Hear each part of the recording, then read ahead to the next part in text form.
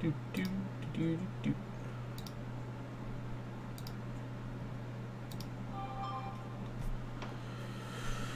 Okay, close that for now.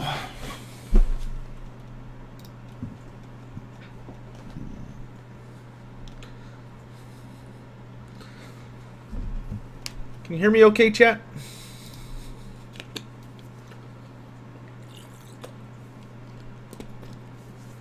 Hello, Morden. Hello, Raven Delve.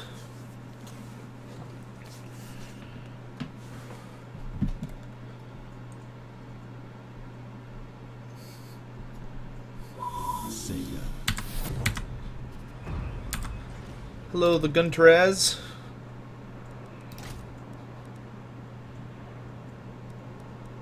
I think I can just hit continue. Maybe. Hold on. There we go. Little sign of the Emperor. Dakamore. Mr. Happy Boomer. Sea Striker. Radek.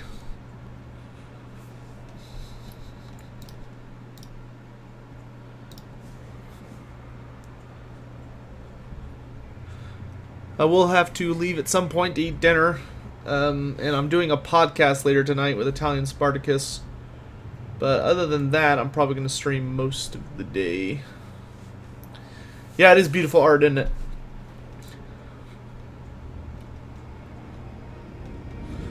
Alright. So last time we left off, we were taking the war to Morothy. And we were doing quite well. She's down to her last 2 settlements. And then we'll be connecting with the High Elves. We haven't acquired any of the books yet, but our empire is expanding nicely.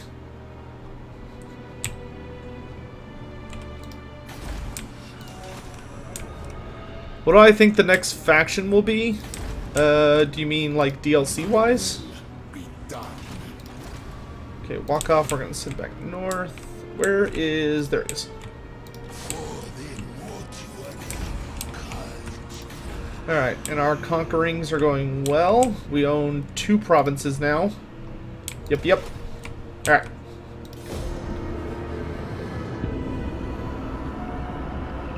I have no idea who made the artwork. Are we streaming the podcast? Maybe. I'm not sure. Italian's in charge of that part. Let's see. Who's my favorite legendary lore for the Tomb Kings? I'd have to say Cetra. I think Cetra's the most fun to play with. Contept's really enjoyable, though. They all have really different aesthetics. Alright, so we've got the Teeth Snatches. I guess we'll send Wakaf to deal with them. Alright, it looks like the Lizardmen are up to shenanigans, but I don't think we have a bad relationship with them, so I'm not too worried yet. We're getting a little close. Public order's a little bad, but it's getting better. No, it's going to get worse, because that's a military crackdown. Alright, so we're going to go ahead and actually pop the Worship of Asaf to try and make it not as bad for a little bit. Alright, we have unlocked iron. We need more gold, though. Alright, so this is our Tomb Prince. Let's put him on a horse so he can get around faster. Alright, we are fully healed, so we're going to keep pressing Dear Neferata. Oof, gosh. Chaos corruption here is very high. I almost want to just march for Quintex as fast as we can. And we'll do this the smart way. We'll just move 50% at a time. Use our Entomb Beneath the Sand stance to keep things under control. Iron Spike is going to rebel very quickly, so we need to move fast. When do you think Chaos Dwarves and Ogre Kingdoms and Colony of Nippon? That's an interesting idea. I don't think Nippon's going to be playable, but... Hey, John Tang. How many dynasties have I researched? I think I've gotten 1 dynasty so far. I'm only like 26 turns in.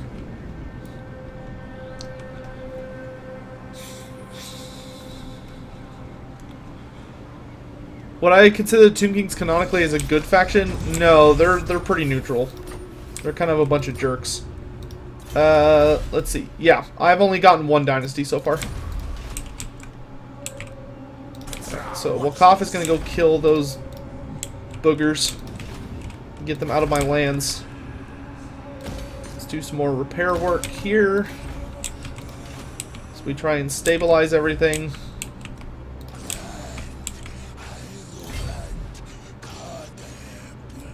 We can move to about here. Then we can do raiding stance. We leveled up our priest. Yeah, let's get replenished troops higher. Research the third dynasty so you can stick the tip on Archon. Well, Archon's on the other side of the planet, so not too worried about him just yet. We will get to Archon in time. That place is gonna rebel. It's gonna be a problem, but we'll deal with it in due time. We need to kill Morathy so all this chaos corruption goes away. She is making the world very poisonous. Hello, Dimitri. Do all the Tomb Kings know about the vampires? Yeah, all Tomb Kings know vampires are a thing. They hate them a lot. They fought them in a war. Hope we get more diplomatic reactions with the new starting position patch. Feels like the interaction with the Tomb Kings. Yeah, hopefully that's something they look into. Clan Gnaw. He's at war with Hexadol, so I don't really want to make an agreement with him. Because Hexadol looks like it's about to wipe him out, so we're going to say no. Hello, William. Hello, Dimitri. I mean, Tomb Kings have allied with pretty much everybody at some point. Not necessarily everybody, but close to. Alright. Oh, we unlocked a new Regiment of Renown. That's awesome. Can I make it here? I can. Alright, so we're going to go attack Quintex. We did level up Katep again. Let's grab...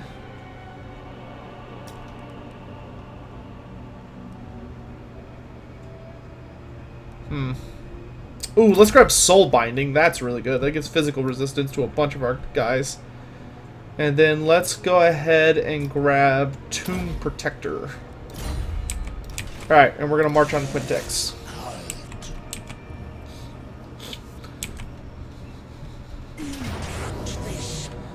I only have one siege engine. So taking it is not probably going to be the easiest of things. Let's build some stuff to get in.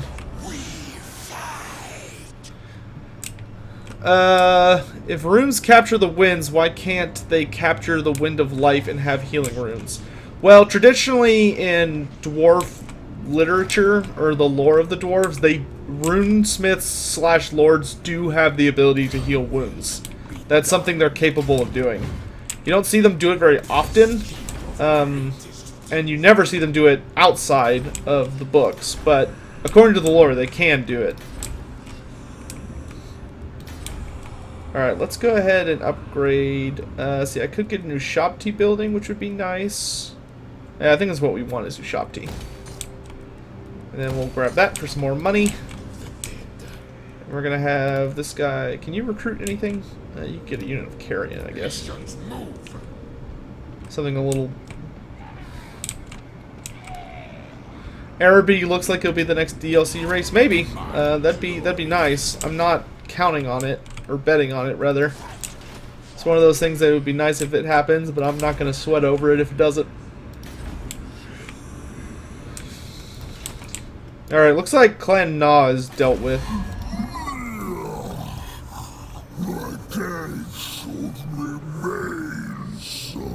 I mean, alright, but let's be friends, maybe. Alright, he did sign non-aggression with us, which is better than nothing. We do want Mazdamundi to not attack us. That would be much preferred. Mazdamundi is very spooky scary. Alright, so Quintex is under assault. Ugh, I need to hurry up and unlock another army. Top DLC predictions? Right now, I'm just worried about the upgrades for the 4 base factions. So the High Elf, Dark Elf DLC, which is probably going to be Helibron and Alariel, and then the Lizardmen Skaven DLC, which is probably going to be Thankful and 10 and 1.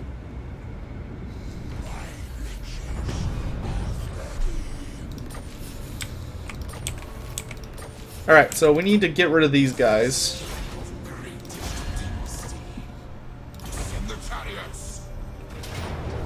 I don't think we're going to fight this one. We're just going to auto-resolve it, so we can just kind of keep moving. We will Endless March because I need the money, but we did get a nice bonus for that. Wakaf leveled up again, which is great. Let's get Sunscorched Bones, so his Legion is actually good at fighting. We're going to march him south as quickly as we can to deal with this area. As for this, let's upgrade... We're going to need money for that. Iron Spike's going to rebel. There's nothing we can do about that. Let's go ahead and upgrade Tyrant Peak.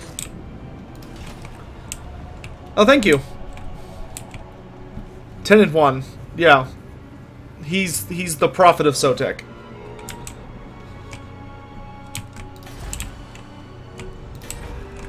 He is my favorite character in the lore by quite a long shot. Well, maybe not by a huge long shot, but he is my favorite. Malice Dankblade. Yeah, we do have DJ Kotep here. Dropping those beats. Are we gonna see me teaming up with some other YouTubers? Yeah, almost certainly. A lot of those guys are really hard to work with just because everyone's really busy and has kind of their own schedules. Morton, I would love to like do a campaign with someone, but I just haven't really had any takers for it. Problem with a lot of those guys is either they're not really interested in doing a multiplayer campaign, or because, you know, it's a lot of time and they just don't have the time to do it. Thank you for the subscriber, whoever that was.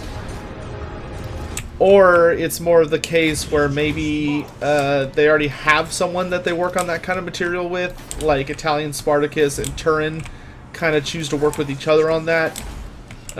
So I just don't really have a partner, so to speak.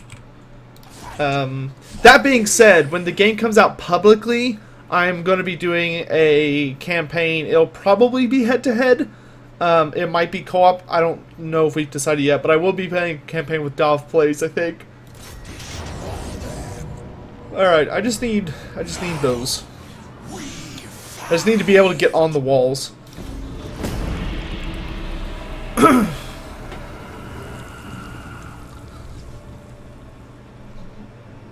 Critical failure. Haha.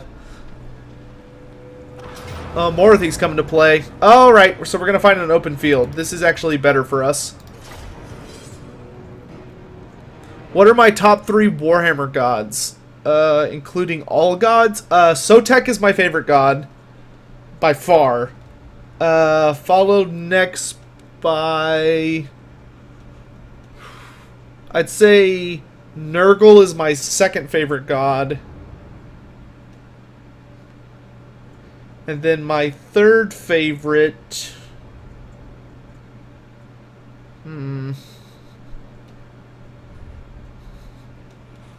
My third favorite... It's probably more. Sotek is basically the new god of the Lizardmen. He's kind of like... The rest of the gods in the Warhammer world are essentially manifestations of those civilizations / cultures and the way they like view the world and their beliefs and everything. And Sotek is basically that for the Lizardmen. It could be argued that he might be an old one, or maybe he's like a delayed, or maybe he's a weapon the old ones made to help the Lizardmen that showed up much later.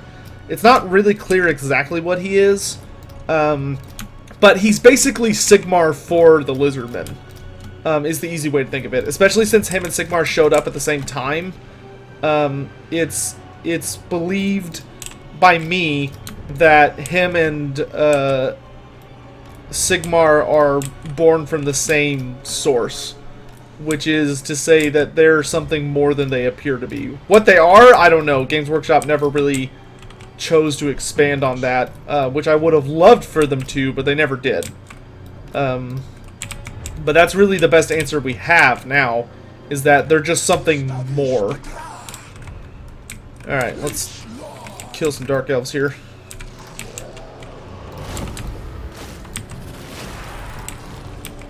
This is going to be Morathi's Legion. Ooh, a little further over. Yeah, let's do that. That's easier. We'll send the chariots in there. Katep will try and keep back a little bit. This is going to be really messy to start. We'll send the carrion after them. I want my prince on the Death Hag. Let's pop down Tormentor's Sword. Throw out some buff magic.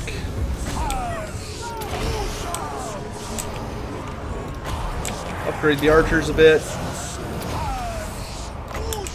See if I can't get a good sandstorm. There we go. Oh, my Lich Priest is getting spanked down there. I mean, that's really fine. I don't care about him that much, but... see if we can get him to fall back.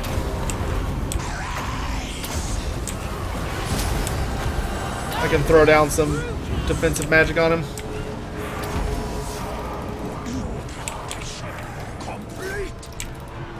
Let's bring these chariots over here. Carrion are doing a good job whooping butt.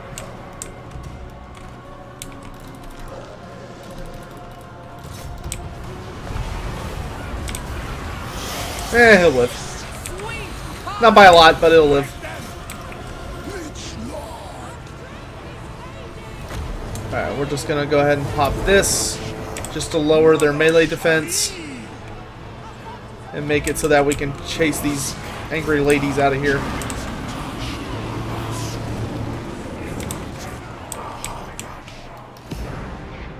Alright, let's go ahead and pull back our carrion.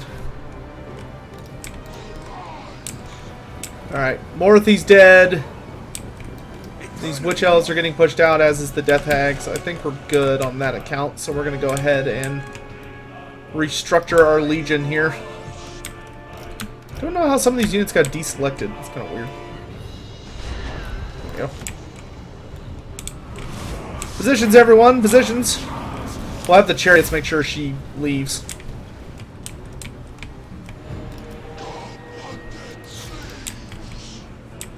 Alright, they're starting to come out of the woods.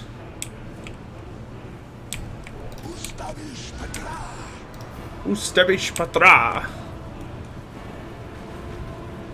Is Sigmar secretly the Emperor of Mankind?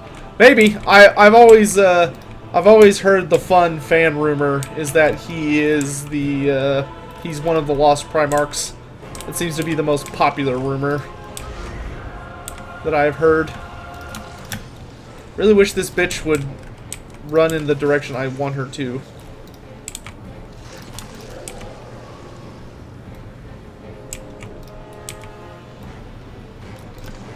She's kind of fucking up my style by running this way. Come on, everybody! Places, places! Some of us got shit to do. Where are you going? Just form up here. Alright, whatever. Charge! Send the carrion after those dread spears.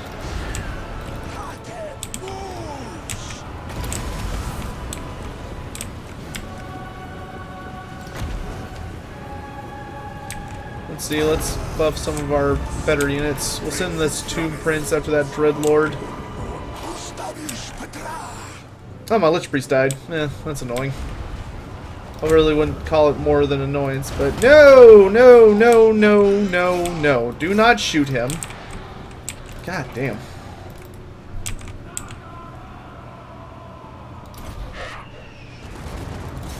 Go get rid of that. Chariots, I have a job for you.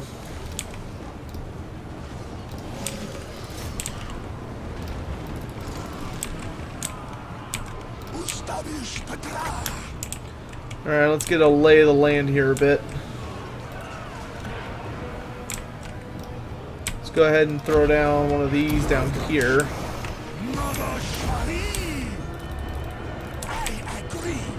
Archers, line up. Guard stance, line up.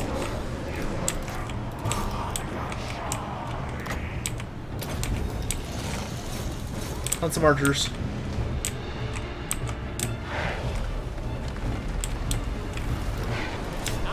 I actually really dislike battles like this, where the AI is like super spread out and just keeps coming in like these super awkward waves.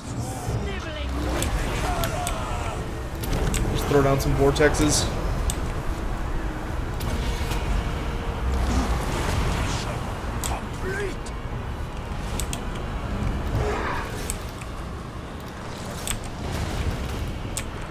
Do what you gotta do, guys. Just kill people.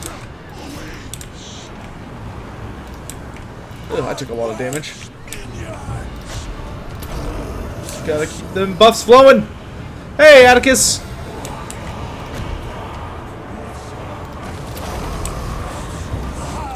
Can we stab that death hag to death, please?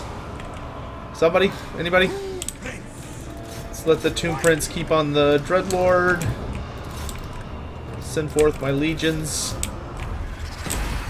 Alright, well, that went about as well as could be expected. Wasn't a great showing, per se, but it was good enough. Now we're just going to do as much damage as we can to these various units that are all over the place. Because that way the garrisons will be significantly disabled. Should be able to get a good sandstorm in this pocket here. Right about there.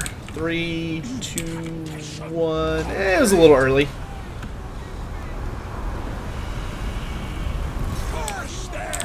Hoping I can get a desiccation before they all flee off, but that's not going to happen. I'll just use some magic to heal.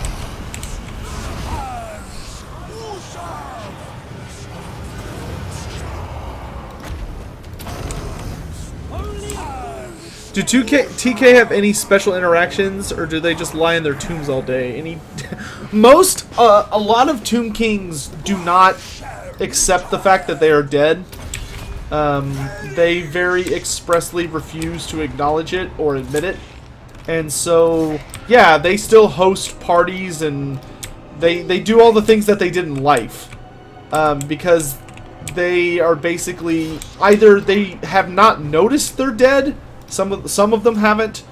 Some of them have seen the fact that they are dead, and basically it's drove them insane, and so they no longer. So they just kind of keep doing what they did in life. Very few of the Tomb Kings actually realize they're dead, and accept it, and recognize it, and act accordingly.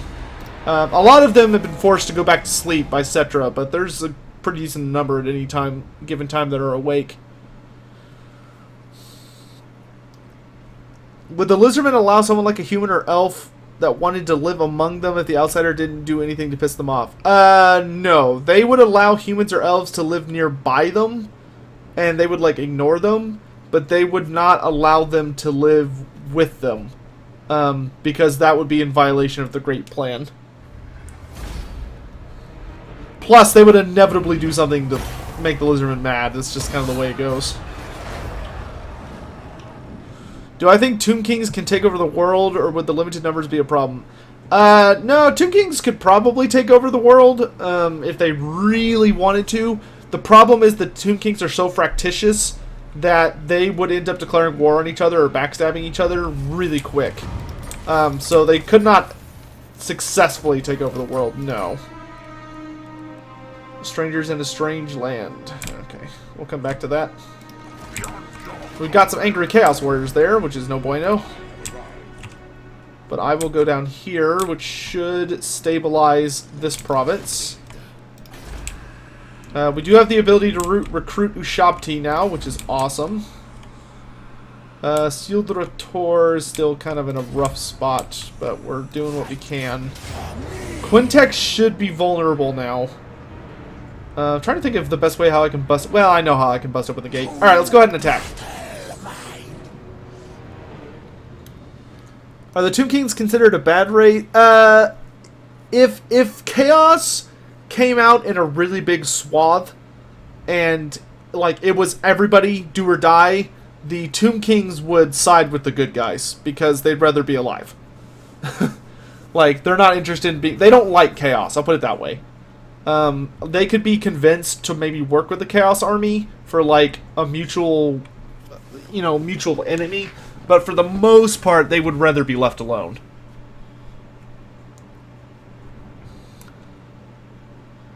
How do Tomb Kings party? Well, the reason the Tomb Kings are so angry, just so everyone's kind of on the same page with that, what makes the Tomb Kings so angry is that when they died, they were promised an eternal afterlife of awesomeness. And when they were brought back, instead they were brought back in these hideous, desiccated bodies, but more importantly, they're not able to enjoy the fineries of life. So, like, they can't eat, they can eat, but it'll just fall out of their body. They can't enjoy sensation, essentially. So, basically, they've been brought back they are functionally immortal, but they can't enjoy, like, a refreshing drink, or they can't get drunk, or they can't do anything that they were able to do in life as far as enjoying various aspects or like the pleasures of life. That's out of their grasp forever. That's why most of them are like super angry or pissed off all the time. The only thing they have left is like conquering and war and stuff. That's all they've got going for them. And it makes them a little bit salty, so to speak. Now let's move up our archers.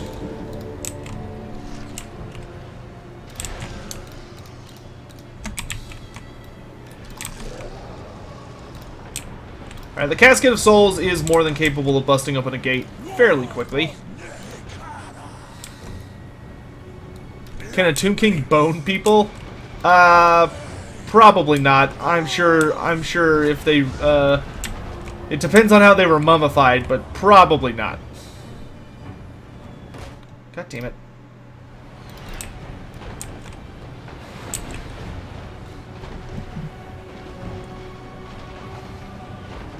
Tomb King's hentai.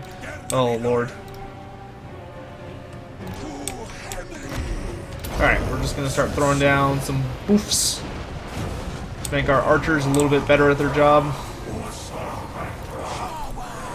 And they're getting shot at now, so let's give them a little defense.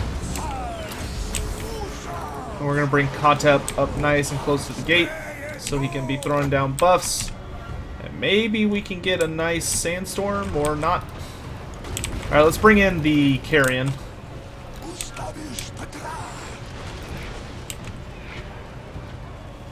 I will throw a damage spell onto these Black Art Corsairs to increase our chances of taking the walls.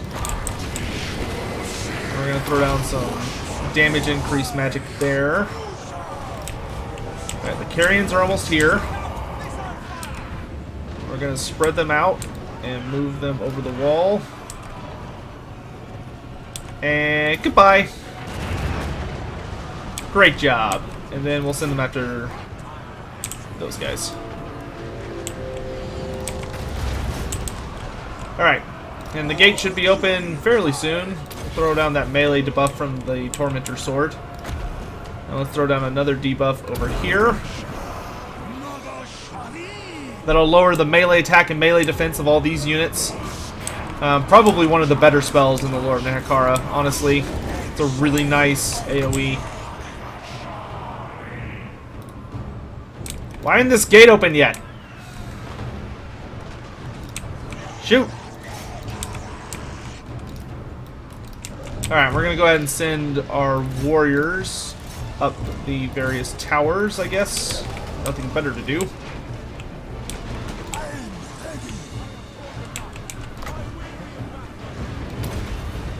I'm just gonna be a dick and throw a sandstorm on those guys because I can.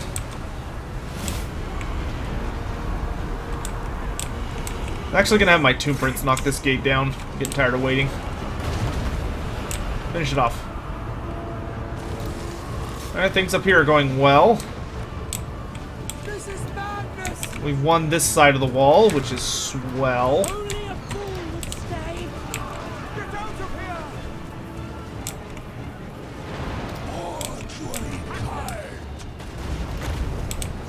Alright, good, the gates are open. Send in the riders.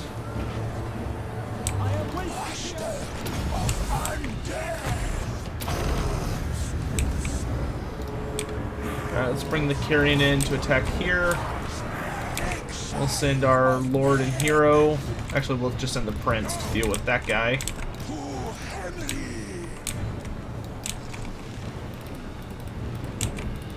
Why can't they come inside? What the? Come on! Okay. Not sure why they're stuck. Okay, there they go.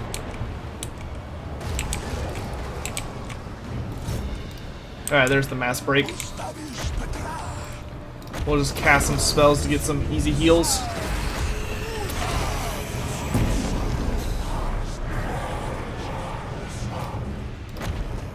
Alright, the ancient city of Quintex is ours. Alright, they have to have a ranged attack. Forget it. Hold your fire.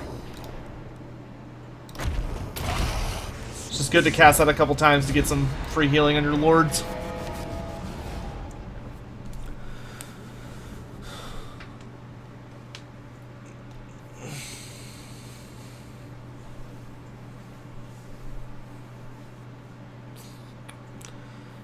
Did Sparty ever send me that picture? No. Who would win? So the Malekith versus Cetra matchup gets asked a lot. And that's honestly a really hard matchup because the two of them are incredibly even. They have a lot of similarities. The one thing that Malekith really has going in his favor... Oh, we got one of our books. Movie time. The first book found, a Codex Mortifica. The pages within seeped in dark magic.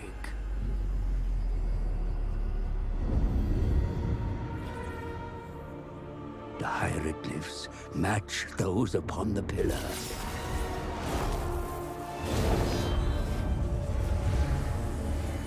Illuminating our progress.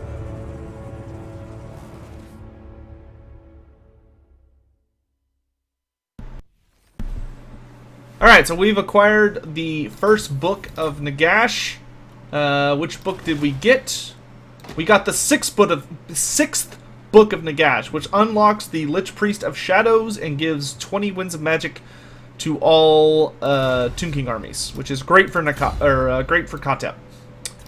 Ooh, Skeleton Chariot. Don't mind if I do. And then let's put another point in Desiccation. Alright, so Quintex is ours, which is grand. I do need to go deal with that Chaos Army, which is not so grand. Let's see. So, here's a cool thing with, so to finish the, Malekith versus Cetra thing, the one thing that Malekith really has going in his favor is that he's a better caster and he has a dragon, so he can fly. The one thing Cetra has going in his favor is that Cetra is fucking terrifying in close combat. Even Malekith is very powerful, but Malekith's defenses against magic are not as great, at least magical weapons. And Cetra has a really fucking scary magic weapon. And he's also... The thing about Cetra is he has a magic item called the Scarab Brooch of Usirian. And it's his most powerful item in the lore, because what it does is in the lore, it basically makes him immune to magic. Like, it's a spooky item.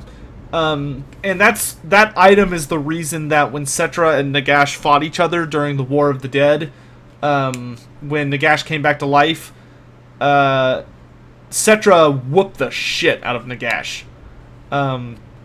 And Nagash is terrified of that item, and for good reason. It just makes magic bounce off Cetra.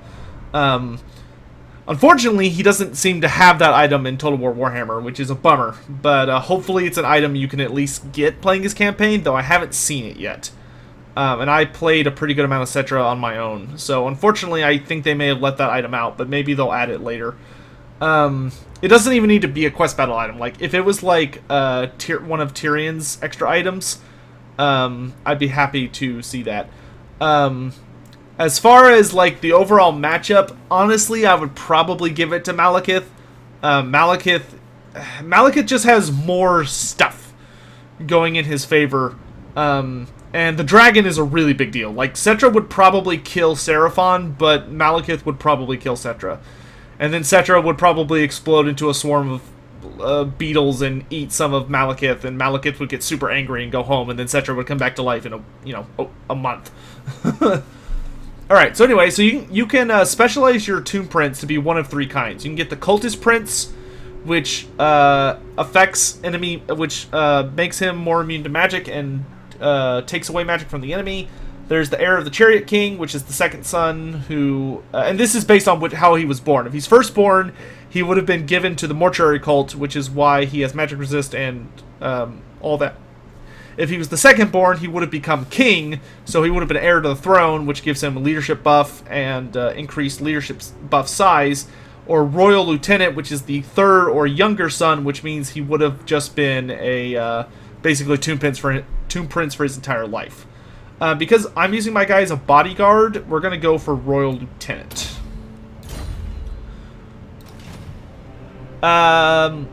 Lore-wise, would the Tomb Kings really be searching for the Books of Nagash? Oh yeah, definitely. If it helped them get closer to the Day of Awakening, which is what all the Tomb Kings give a shit about, they would go ham trying to get their hands on the Books of Nagash. They don't trust Nagash, and they definitely don't like him, but I think all of them understand that his power is essential for them to understand. Let's pick up some more Nehekaran warriors. I can go kill these Warriors of Chaos who are huddling in my space, which I don't appreciate. And once this switches, we'll build a vineyard, so I have access to more cool toys. See if we've unlocked anything truly interesting. Double Crescent of Neru. No, not really interested in that yet. Now, we haven't unlocked any of the super items yet. We don't have a good mix, unfortunately. So we'll just hang on to our stuff for now. We could pick up one of these, but I'm not sold on. Actually, let's see. Maybe we could pick up one of these and get an interesting one. Herald of Marok would be nice. These are heralds. Some of them are heralds of the gods. Most of them are heralds of different cities. We are going to have a lot of Ushabti in our army, but we're not quite there yet.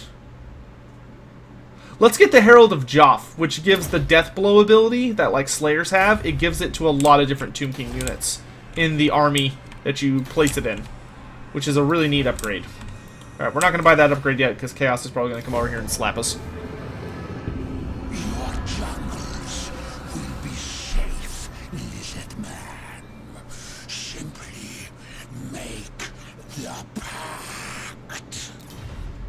Okay, he's declared war on us, despite the fact we had a non-aggression pact.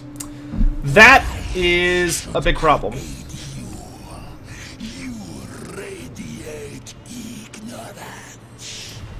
No peace treaty for you. I'm just going to wipe you out, Morathy. Alright, so we need to kill Morathy, and then we need to turn our attention to the Lizardmen. Sign of the Emperor. Which Ogre Legendary Lord are you looking most forward to? Are you kidding? Grease's Goldtooth. Easily. Grease's Goldtooth is oh my god, he's so wonderful. I adore him more than I can possibly express. I might be able to win this fight.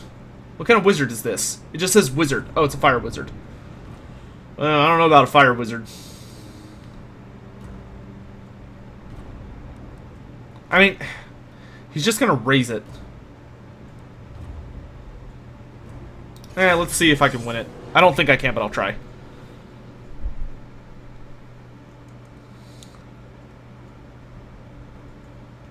What does Cetra think of Alcatazar? Cetra probably doesn't even know who that is. Alcatazar died right before Cetra woke up. Like, Cetra might have heard about him eventually and may have been like, oh, good for that guy for beating Nagash and then losing to Nagash, but Cetra considers everyone inferior to himself. Now, Greasus Goldtooth, though, here's the thing I love about Greasus. First of all, he's so fat, he refuses to walk. He can, but he refuses to. Like, he's morbidly obese, and he has a bunch of Noblars carrying him like a carpet of goblins. But the best part about him is that he's so unbelievably wealthy that he refuses to march or to walk or be carried across anything that isn't gold.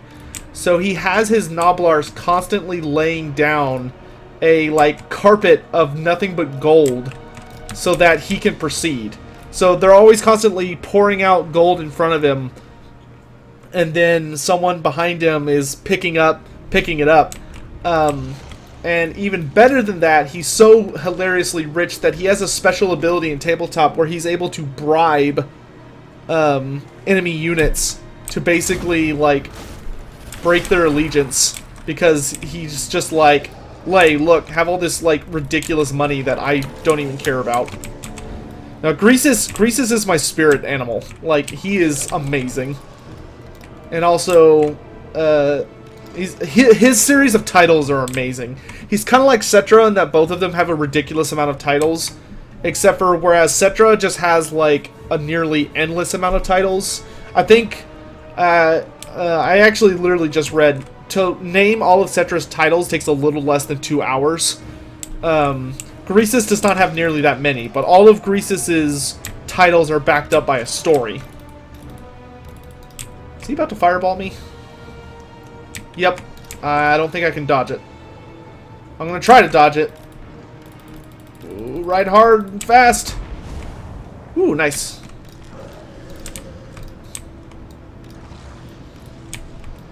I always hate this map because the AI will, like, deliberately pick the alternate path. Just to be a dick. If I can get in range with my archers, though, this will be good. Oh shit, split up!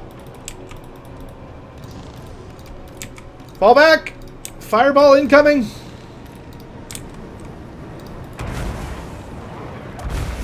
Oh gosh, that really hurts.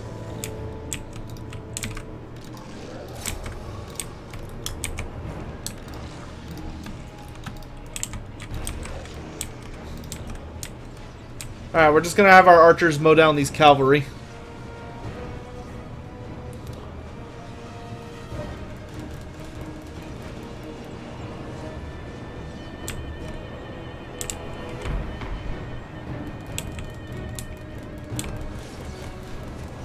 Mow them down, lads! Mow them down!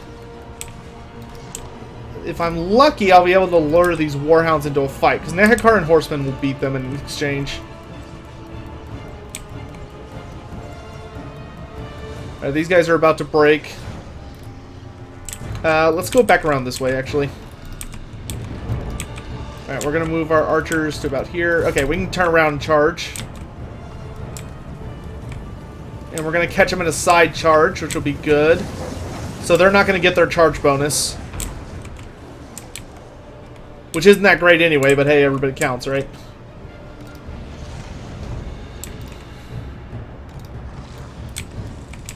Okay, I'm going to put one archer unit here. I'm going to put another archer unit here. It should break any second. They're losing melee pretty badly.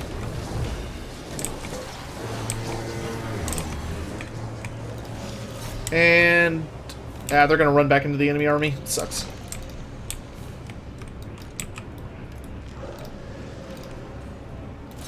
Alright, we're going to go ahead and start firing.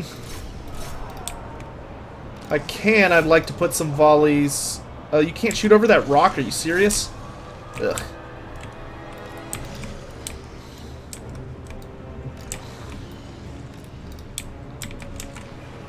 We are going to try and finish off these cavalry.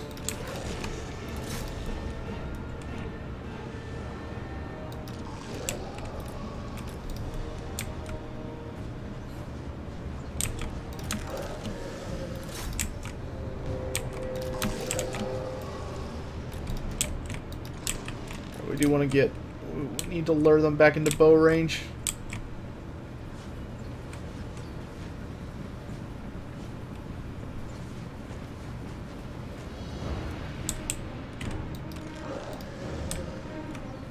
Why is Goldtooth my spirit animal? Because I'm fat. And I'm okay with being fat.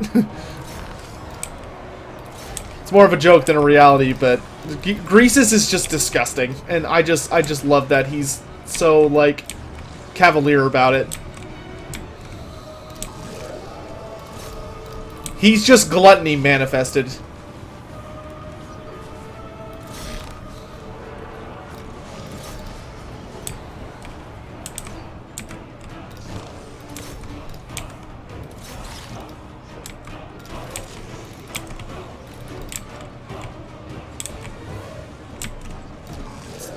Not who I told you to shoot.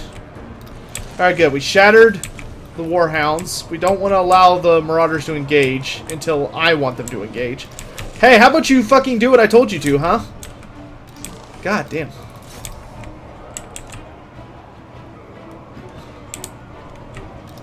Too late now. God damn it. Fucking forget it! Forget it!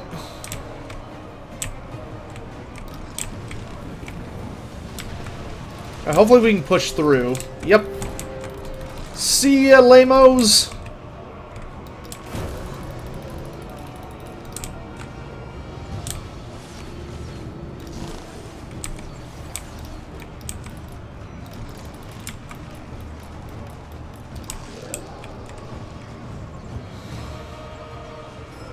Better break these 3 units. Keep shooting!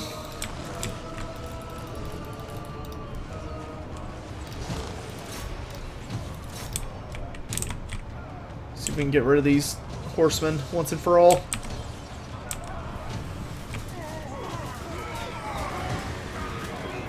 Solid volley, lads. Solid volley. Alright, that'll get rid of them for a bit. Let's refocus our efforts.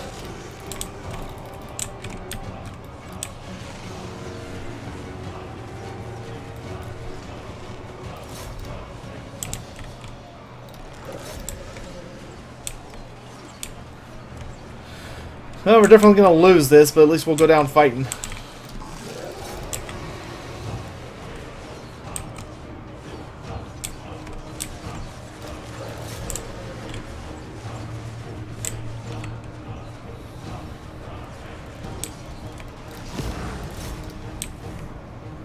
Alright, we've reached our second healing cap.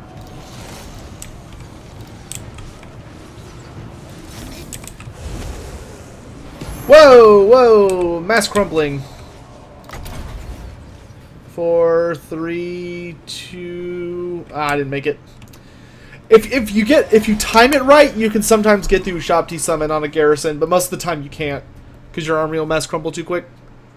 Do I have a video on ogres? No, I only have one video that mentions ogres, which is the How Warhammer Races Procreate video. Also, I think Females in Warhammer talks about the Ogre Kingdoms. Which Tomb King's video will I be doing a lore video on first? I may or may not have been working on one outside of this stream that will be coming out as a surprise. But who could it be?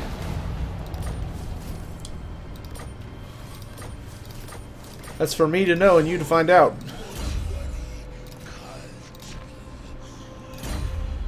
Make an ogre video. All in good time. All in good time.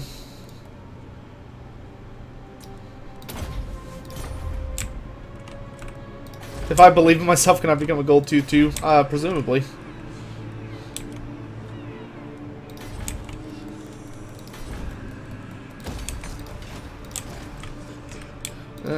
This war with the Lizardmen is very problematic.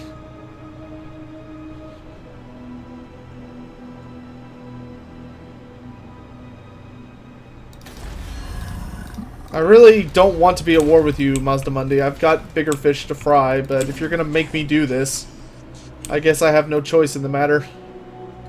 Alright, we do need to hurry up and finish off, oh god, this place is gonna rebel already. We do need to hurry up and finish off, Morathy. Fortunately, we have little choice in that matter. And this place is barely stabilized. Ugh.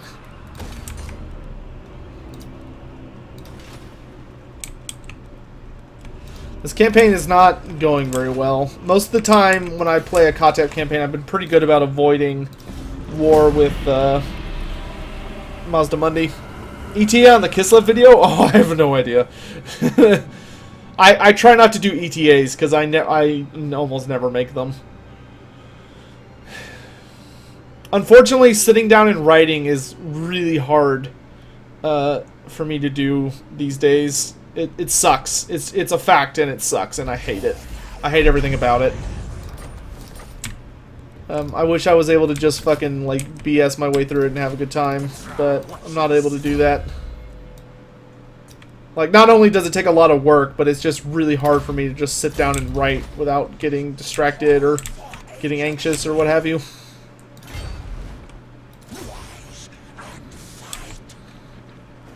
Alright, let's get these jerks out of here. Go on, get! Get! It's like chasing raccoons out of a trash bin. Get out of here. Rank 15. Oh, we've almost got that casket. Sweet, sweet casket. Alright, let's pick up... Let's pick up these last two so that we're full power on spells. Tyrant Peak. I don't think anyone's going to attack us from the north, if I'm quite honest. We could always use more money.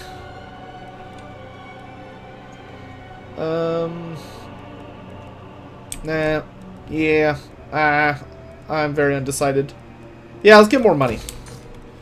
Money, money, money. I don't know how that song goes. I know there's a thing to it, but I can't quite remember what it is. Alright, so we lost iron, unfortunately, but we're going to be healing up quite a bit here. Oh, let's get rid of one of these archer units and get the Blessed Legion of Fucked, who are armor sundering, which is really powerful. And you'll see now that all of my units have Death Blow. So if they're once my units are low on health, they get a big buff to their armor-piercing weapon damage.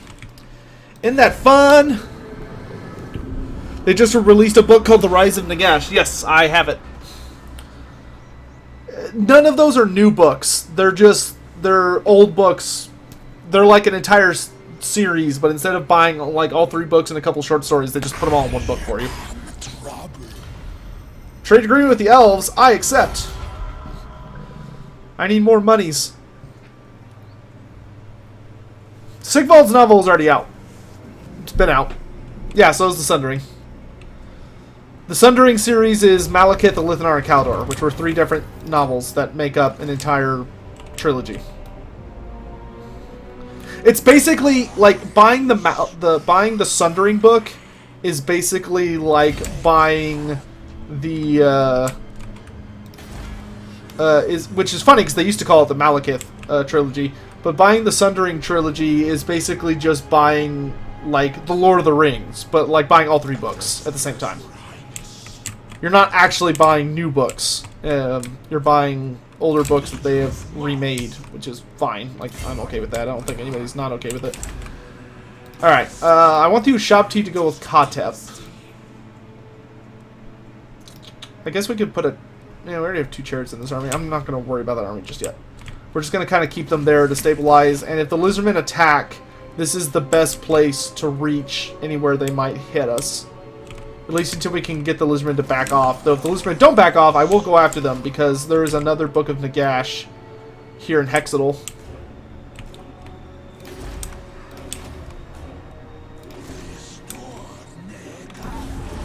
Alright, we're going to go capture the Moon Shard, and Morathi will be dead, never to return. And then I'm going to turn my attention to Mazda Mundi.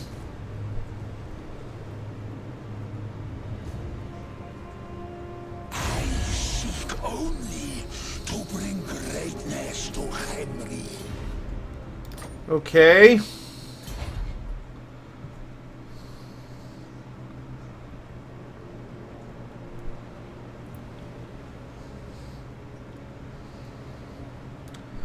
Given the precedent set by Kotep's Casket of Souls, what other crazy mounts can we get? Tenant Juan on a carpet of snake. You know what's funny is that Tenant Juan Tenenwan actually has a jungle swarm around him on tabletop. Like, if you go look up his model, there's a bunch of there's a bunch of snakes all over the bottom of his base, and those actually have rules. Alright, the Cult of Pleasure is dead. Morothy is gone forever, and we never have to see her face again. Hooray. Let's get that third point in training. And then the Moon Shard. I am okay with this for now. It's not great, but for now it will work.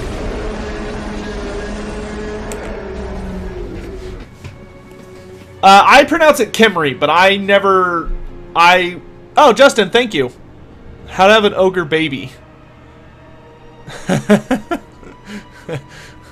Step 3, question mark. Dude, I can't think of many things more horrifying than, like, ogres having a good time. You know what I mean? Like, that literally sounds like a horrifying thing to witness. Alright, so Katep, we're going to march on Iron Spike. Well, first we're going to march back to Quintex to deal with this rebellion. Then we're going to march to Iron Spike and claim it. And then we'll be good to go from there. I also say dwarves rather than the dwarfs. Well, if I had to spell it, I would spell it dwarfs with an F. When I pronounce stuff, I'm lazy. Never take my pronunciation seriously. How long have I been into Warhammer? It's been about 15 years? Hey, it's Treach Craventail. Where is he? Hey, look, everybody. It's Treach. Craventail. Clan Rictus Supreme. Hooray, we found Treach. Alright, we unlocked the Kepler Guard, which is awesome, so I'm going to actually disband a skeleton unit and get me some of that Kepler Guard. They are a Tomb Guard unit who, funny enough, are done wrong. They have magical attacks and reach and all this other crazy stuff, but in tabletop, they're supposed to have shields. What makes the Kepler Guard iconic is that they have shields with beetle symbols on them. But in this, they wield dual swords. So I'm sad face. Alright, let's go ahead and grab Mortuary Cult Scholar and Arcane Knowledge. And we are going to haul butt back to Quintex to deal with the inevitable rebellion. The rebellion. And put it down. The Lizardmen are still minding their own business for the moment, which is fine by me. And then after we reclaim Iron Spike, we'll be able to kind of sit Katep down somewhere and finish building his army.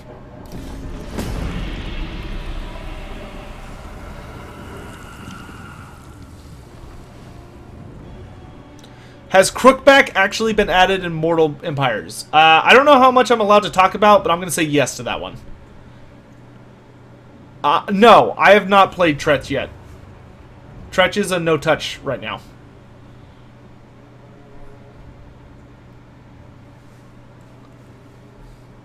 I was explicitly told that we're allowed to show him as he shows up as an enemy, but we're not allowed to, like, try and play him or anything right now.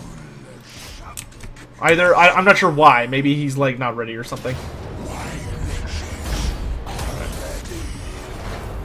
There's another rebellion dealt with.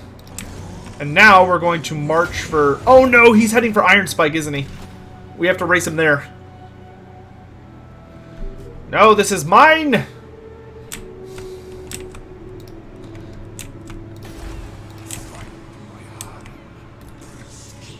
Alright, so I'm just going to move this guy like right into the center of our area and ambush for now until we're ready to deal with the Lizardmen. And now we are wildly racing Treach to try and beat him to Iron Spike.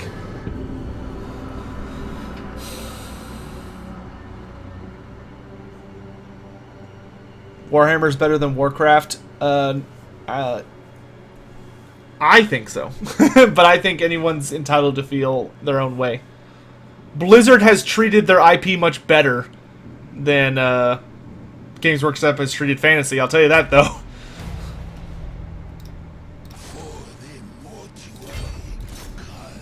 Get out of here, Treach. I don't know where you went, but this is mine.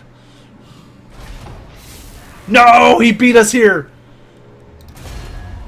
Get out of my house. You are not welcome here, Treach Craventail. He has a doom wheel? Ugh. Get out of my house! What's your opinion on Gwent? I have not played it yet.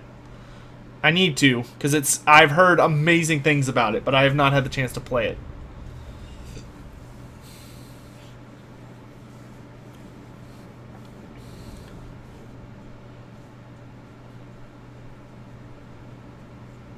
I do wish that Games Workshop would take another whack at the MMO market for fantasy. That'd be great. How much do I want a Lizardmen book? I mean, I want it very badly. I'd pay a lot of money for that. A lot of money. The closest thing I ever got was Temple of the Serpent, which was, Temple of the Serpent, which was, it was pretty good. I can't complain that much about it. It wasn't perfect, but it was a solid attempt. Alright, it's time to squish some rat boys. And there's a lot of water in here. It's kind of gross. Let's go over here. This is nasty Skaven swamp water.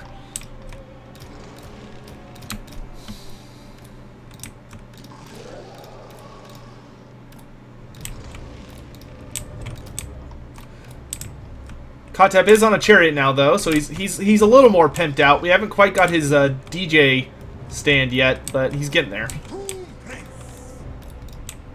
Let's see. We'll put our archers.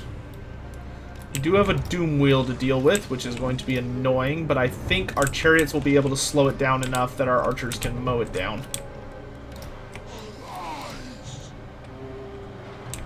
Yes, I do have a loud keyboard. I'm sorry. I don't think my mouse is very loud. My mouse is actually probably really quiet. But, yes, my keyboard is extremely loud.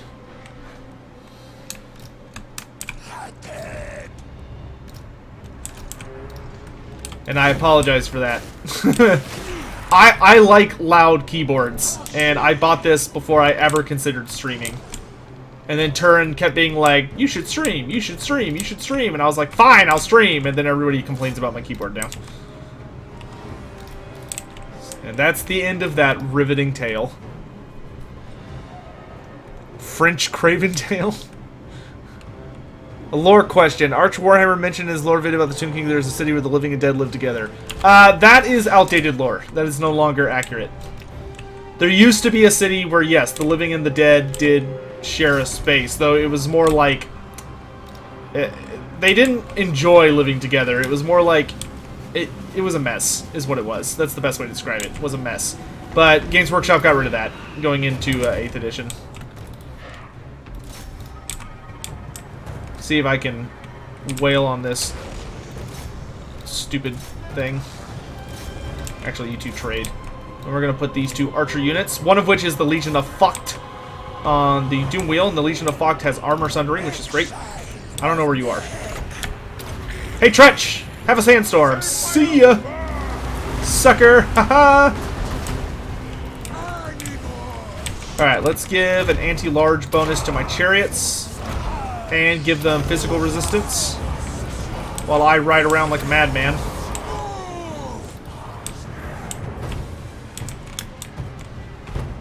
Okay, so I need a nice fat Skullstorm right there. And I'm gonna pop the Tormentor Sword. Beautiful. Where is Treach? There he is. Come here, Treach! I'm gonna whack you around. Actually, he has... Yeah, he has actually a pretty decent anti-large bonus, so maybe we won't do that. More spells! Alright, the storm... This thing is getting rather beat up, which is good. Where's my Tomb Prince? I'm gonna lend him some aid there. And we're gonna pop this on Treach so that his melee defense goes down, which he has. He has 70 melee defense. Hot dog. That is very, very high.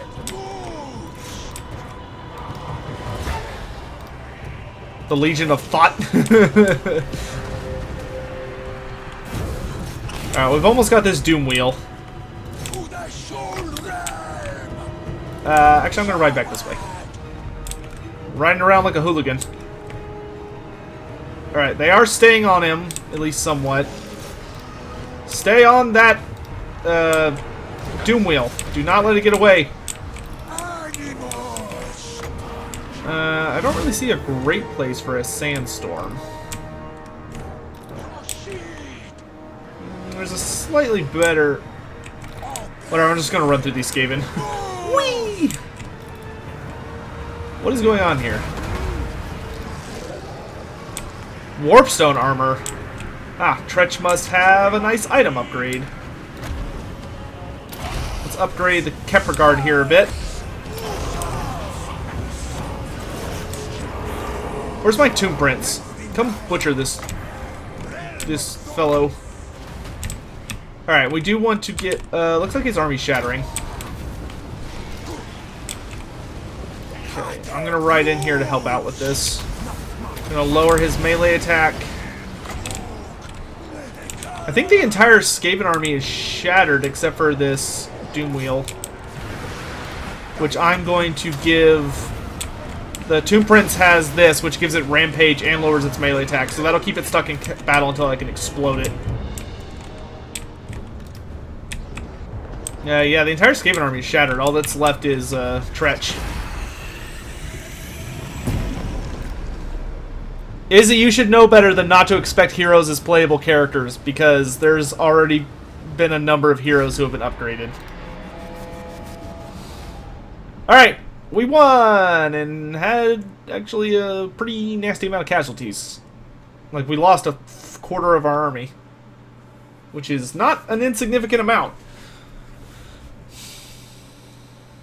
We've got Treach, we've got Gorst, who was basically a hero upgrade. He was less than a hero upgraded. We got, is Turin the reason why you and Gabo and others started streaming? Yeah, essentially. I don't know if he's the reason everyone else did, but he's the reason I did.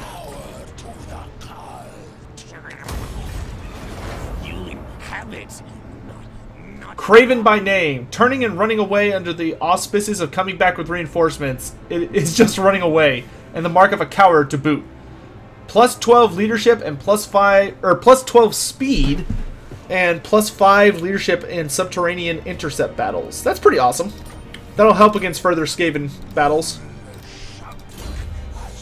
Alright, so let's grab Passage to the Soul Realm and Soul Reaper. Tomb Prince, let's grab Hard to Hit. Alright, we now own this little province, which is grand. We want lots of these so we can get rid of more of these disgusting corruption. And we're going to do the Worship of Asaph. And then I need to run back to the capital as soon as I can.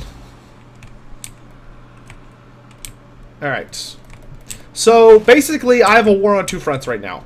Treach is here, and Mazdamundi is here, and both of them are trying to kill me. That is the gist of our situation. And the Dark Elves do not seem to like me very much. Though they are appreciating me going to war with Treach. That's good, I guess. Best. Representative from the Hekara. How wonderful. Oh, you'll fight Treach? Sure. Will I will agree to this bargain. Oh, shut up, Mazdamundi. Alright, we will get our third army soon, though, which will increase our power rank, at least in diplomatic matters, which will help, hopefully.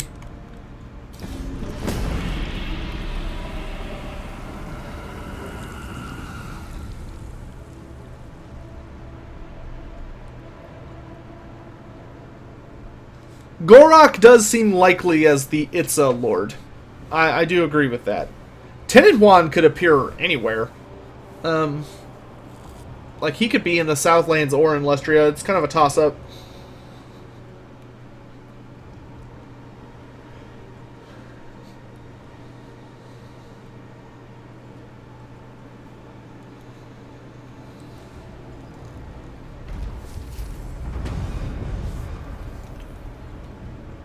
Dicky Dick.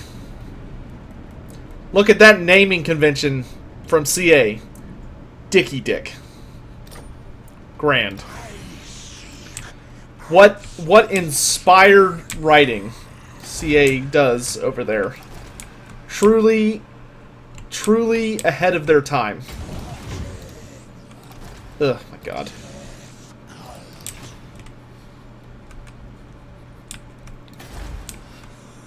How would the end times gone if Cetra was at Middenheim? Cetra was at Middenheim.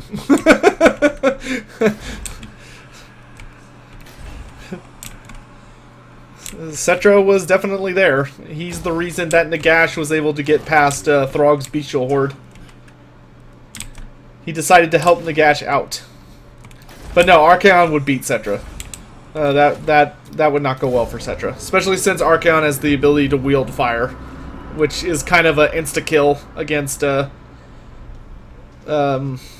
Cetra. Alright, looks like the Lizardmen are starting their invasion, so we need to march over there to fight them.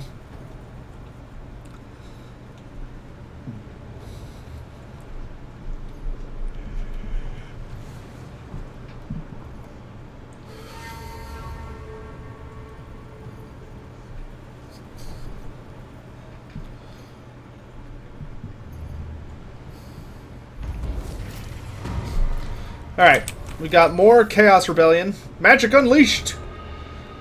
Rumor has reached us from far across the sea that a vampire has located a chamber of untold power deeper than Lustria. Although he failed to harvest its power for his own unliving ends, the chamber collapsed, releasing the magic trap within. So Luther Harkin just got his brains blasted out. Hooray! See you in hell, Luther. Kill them. Harvest the organs. Alright, and now I can go back to defending this area from Quintex. At long last. Oh, rank 19! God damn it. Alright, let's grab 2 points in Soul Reaper. And then let's go ahead and start getting the real units for our army. So, let's clear out some stuff. Actually, you know what? It'd be faster to walk over here. We just have to wait for this place to stabilize, which it will very quickly. Alright, so I need to march this way to go deal with Jokebrock? I don't know how to pronounce that. Alright. And you... actually, I think Quintex may stabilize. It's getting there. See, how far do I have to go to reach my other province? Oh, Tyrant Peak's right there. Oh, it's right there. Oh, awesome. So we're just going to run over here and do it. Awesome. So we're going to get 4 Tomb Guard. Tomb Guard with halberds. Get rid of you so that I can get some motherfucking shop tea. And then let's get rid of...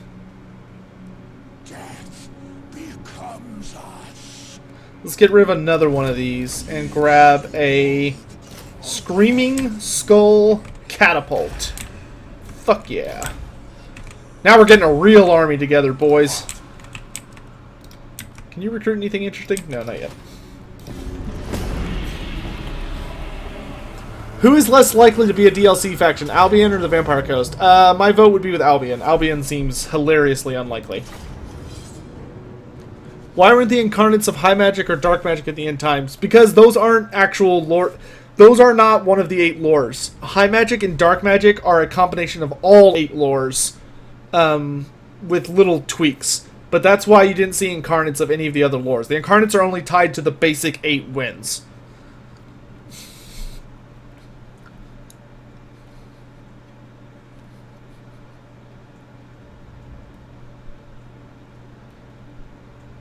I want Nagash to be like a chaos invasion. Any request? If you really like the Tomb Kings, any request for? Are you asking me what books you should get if you like Tomb Kings? If that's the case, I would recommend the Serpent Queen, which is a Gotrek and Felix book. But it features Khalida and a bunch of vampires, and it's a very fun read. It's a very enjoyable novel.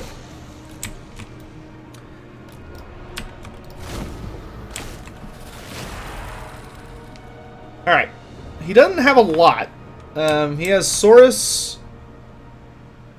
2 units of Saurus. I think he has a unit of Chameleon Skinks as well. Let's move these guys further up. We're going to need to shoot the pterodons out of the sky. And I'm going to need to rear charge the hell out of those Saurus. What are you doing? Oh, he's soul quenching. Y'all might actually enjoy this if you play multiplayer, but this spell actually kind of hurts. Like, my unit's really thin, so it only managed to kill 3 of them, but that spell will actually kill almost any infantry-type model. It's really excellent as a counter against, like, Blackguard or something like that. And most people aren't going to deploy quite so wide, depending on who you're fighting, though, and it always depends.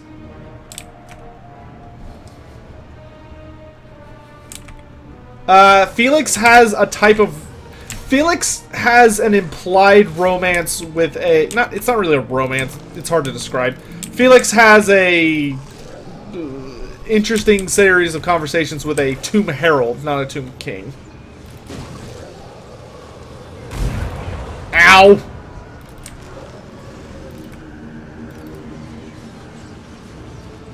Trying to get to the fucking Chameleon Skinks. Well, that actually did okay amount of damage.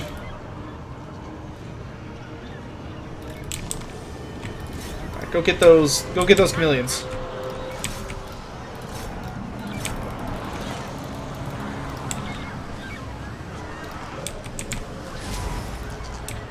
Bad Slon! Stop casting magic! My guys are gonna get absolutely destroyed by these Saurus. Hoping I can maybe kill the Slon Mage Priest. Actually, no, it's better off. We're gonna go after the Slon. Alright, good job, archers. Shoot them until they're out of range. And then we're gonna change our target onto the Saurus.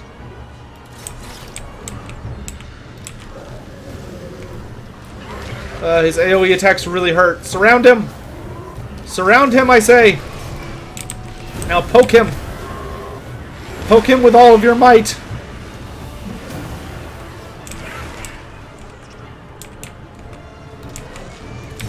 They rallied quickly.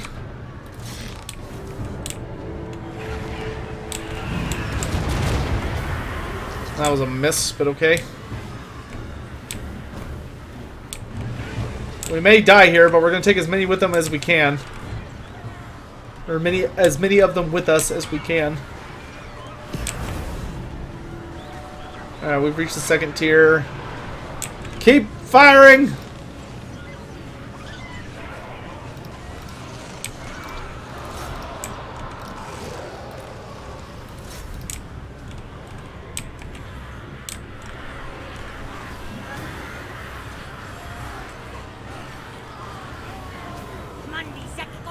Why do people want more humans in a fantasy style? I mean, the different human cultures are interesting in fantasy. I can see the appeal, even if I don't necessarily agree with it. Alright, maybe I can get off the Ushabti summon this time. It's very hard to do with a basic garrison. You have to time it just right. Oh, come on! Nope, it's not going to go off. Dang. You have to cast it before the mass shatter starts, which is very hard to do with the basic garrison.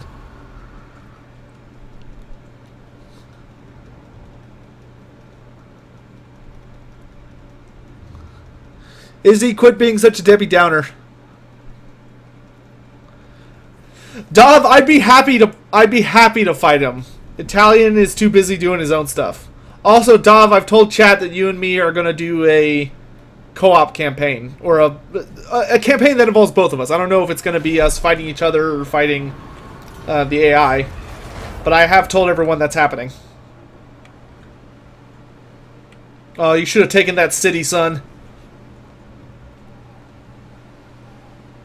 Serve me well, and I might be able to bestow the great king's favor and Military access? I agree. I am okay with being friends with high elves.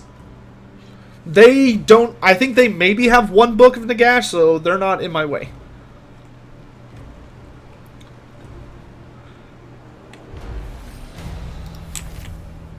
Whoa, I've not seen this one before. Whilst traversing the jungles on the edge of the world with a view to bringing them within our sphere of influence, our forces have encountered a village of tribal lizardmen. Naturally, they cower and beg for their meager lives. Should we sacrifice them to empower our future? These men are not warriors. They are not even real men, and therefore not worthy of our time and attention. Move on. All must serve the Tomb Kings one way or another. Spare no expense. Use the lizardmen's flesh and blood to ensure those Tomb Kings yet to awaken do so stronger than before. Wow! That is very powerful. There are bigger lizards to fry. I'm gonna do that one. Oh, thank God we unlocked another dynasty. About time. Let's get stronger binding. Alright, so that means I can raise up a new Tomb King, which is grand. We'll bring him up at Titan Peak. Oops. I'll wait a turn to see if I can get a better one. Alright, your army is more than enough for his, so I want you to march after him. And tell him he's not welcome here. No toads allowed. Alright, it's going to be 2 more turns till he's ready. We're stabilizing here. Things are going well here. Things are not going super well here, but we're getting there. Alright. We're actually going to move to about here so that no matter which way he runs, I'll be able to pursue him. Okay, I see one vote. We'll probably... Yeah, the lizardmen riding here isn't great, but whatever. This is a toad racist society. immortality. I have what your soul longs for. Tirnock, you and I are making good business. Imagine Tomb Kings in 40k? Yeah, they're called Necrons.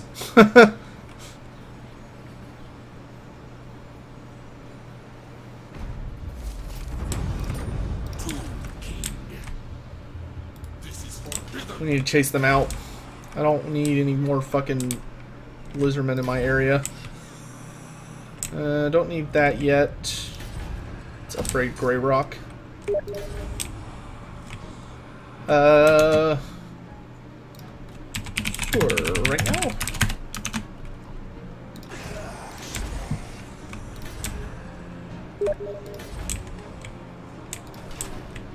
Well, it sounds like we're about to fight Italian in a duel to the death.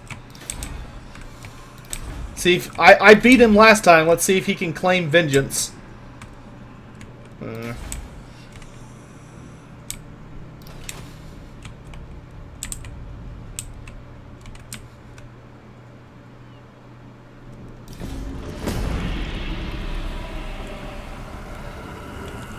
How do the old Terminator... What?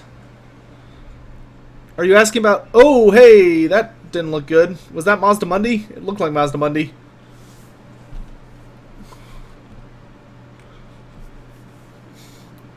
It's time for us to go to war with the Lizard King. I don't need spying. I play a lot more multiplayer than Italian does.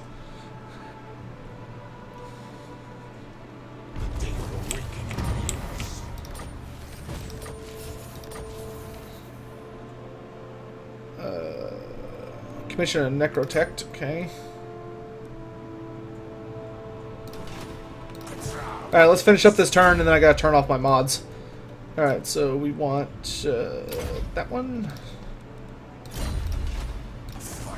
And we'll send him after this annoying toad to keep him busy. Oh, it is Mazda Mundi, the big guy himself. We will march as quickly as we can to Titan Peak to repel him. Give me that sweet, sweet iron. Chaos Corruption here is dwindling quickly, which is nice. Alright, so that'll be our cliffhanger, is Mazdamundi himself is coming up to attack us, so Kotep's going to go to war with him.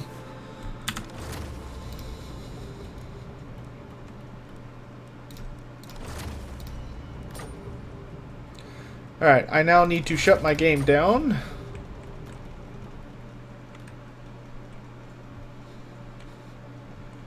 I guess I should join... I think he's going to call me on Discord, knowing him. Yep.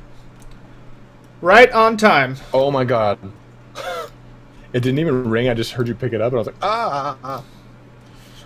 I was literally looking to see when you were going to call. I just minimized my game. Yes. You're ready for a rematch? Oh yeah. Oh yeah. Oh.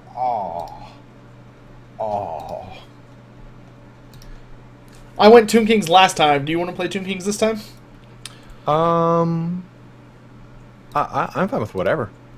Well, so am I, so pick a side. You're so easygoing. Oh my god.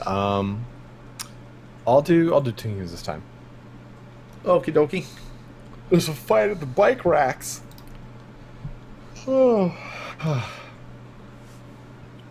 Devin, thanks for joining us, man. Thanks for your advice on the multiple buildings. I appreciate it, dude. How's your campaign going? Pretty well. Turned 76, but it's just like at the point now where fighting against Tomb Kings is really irritating because you destroy their army, but they can jump back just as fast as you can. They just keep coming. Yeah, so it's like I just want Cetra to be my bro, but he just keeps coming at me, and I keep putting him down like a dirty dog. Yeah, that's why I kind of prefer. I think Archon's campaign is the most difficult because of that. He has to fight so many Tomb Kings. Yeah, like the beginning of it's like, oh, this isn't hard at all. Then as soon as I hit the Tomb Kings, I was like, fuck. The Tomb Kings battles themselves aren't hard, but you do have to fight them, and so it's like, shit, dude. All right, Do you want to host, or do you want me to host? I shall host it. Lore Master. Then the password will be Sotech. You know what people are asking for? Is actually what's it called? Lizardmen versus Tomb Kings. Okay. Well, I definitely like playing Lizardmen. I know you do. Let's do it. Where is it? Where is the thing I'm looking for? Pyramid. The Black Pyramid. There it is. Oh, you wish to do battle with the Black Pyramid, do you? At the pyramid that is black. Okay, let's see here. I'm gonna go with a different lord for you guys here.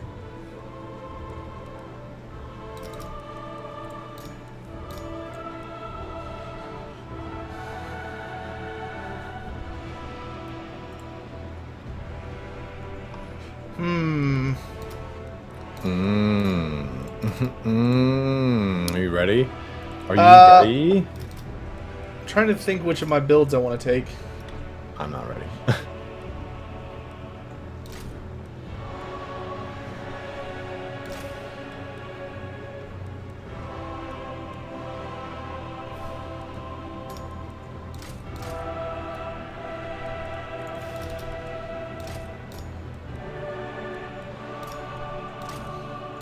I actually don't think the Black Dominion's gonna help us out.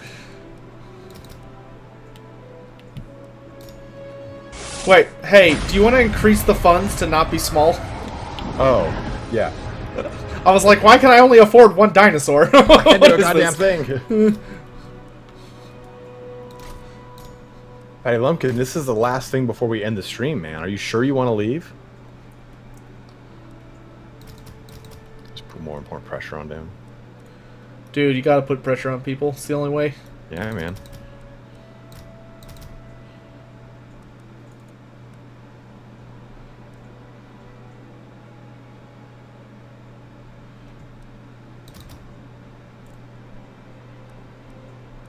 You ready for the dinosaur party? Dinosaur Party. DinosaurParty.com.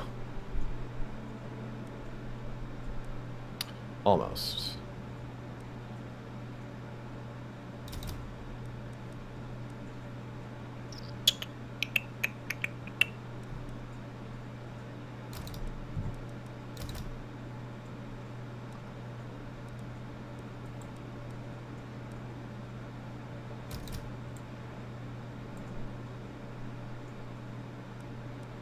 Man, it's crazy that skeleton archers are valued higher than the skeleton warriors.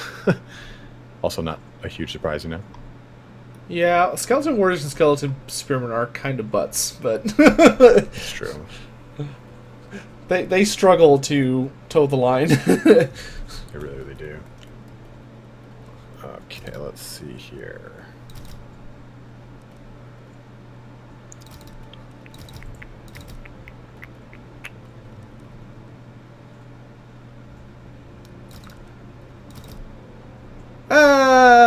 That kind of works. I don't think we can eke that many points out. Fuck. Haha, the lore of light. We have our beautiful exorcism, which hurts the undead. 'Twill be marvelous.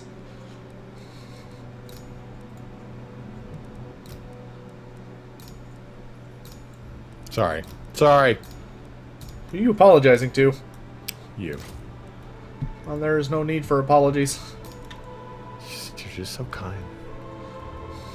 Okay. I don't know about that. I'm good. Let's see how this goes.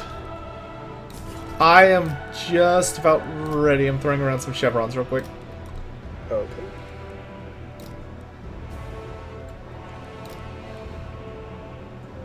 Ah! One gold short of hitting 0. That's gonna bother me. Same with me. Later, Fatty Lunkun. Thanks for watching, man. Always appreciate it, my dude. Right. We shall not let you interfere with the great plan. Dude, it's just I don't know what I'm in for. Oh, why am I over here? Shit, I didn't even think about this. I don't know why the Lizardmen are defending the Black Pyramid. We're like, Yeah, no! get away from my Black Pyramid, dude. We can't trust you, stupid Tomb Kings. The last time an undead touched this thing, it went horribly wrong. Get out. Your scaly finger on my nose. Ugh.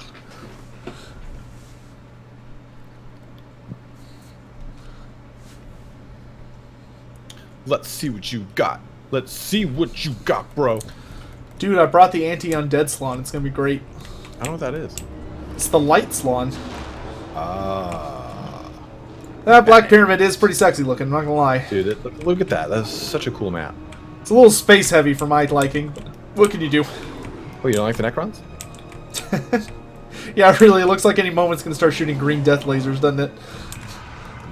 I might have gone not wide enough in this army, but we're gonna find out.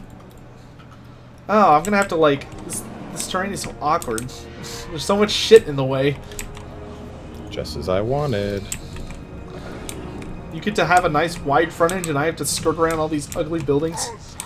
Yeah, I didn't go wide enough. I just realized, I'm just looking at my army now. I'm like, this is not going to work out at all. I'm not going to hit any of my Realm of Souls. Don't worry, I'll help as best I can to push you towards your Realm of Souls. Thanks, Lore Master. Look at this thing. Look at that. Just so angry. Ugh. Ugh, somebody stroke my neck beard. Dude, quit talking about me like that. Huh? Yeah, so I'm going to end the stream after. How long are you going to stream for? I don't know. I'll probably gonna stream for a while. Okay. When you're done with that, I can do we can do a little podcast with Gabo King. And Okay, you. I mean, I have to stop for dinner at some point, so I'll probably stop for dinner, and then we can do the podcast after I eat dinner, and then I'll go back to streaming after the podcast. Sounds good to me. Oh, I didn't even... What? This fork. Oh. Dinosaurs march! Look at your sneaky sneaks on the right. Yeah, man. This is gonna go terrible for me. I'm excited. Dude, if only you knew how much sneaky sneak I had. Do you have any idea how many chameleons are hiding? Do you have any idea? I don't know where they could be everywhere. That's the problem. You never know the chameleons. Yeah, like the balance of power is almost like no. Yeah. Hey, I brought a long distance present for your flammable lord. Thank God. I hear you like the sun god, so I brought you some sun. No. Leave me alone. Don't worry, you'll barely even feel it. They all feel it.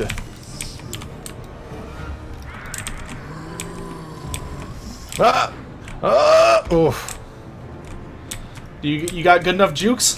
Juked it. Don't have a lot of shields, do you? Nope. The hell's that? Oh, ow. Ow! That was rude.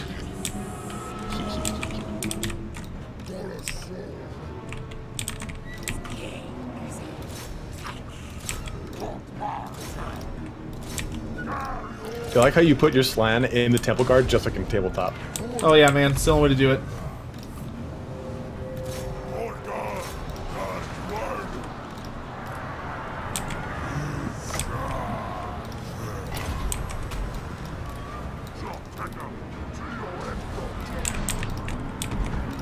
This actually kind of hurts.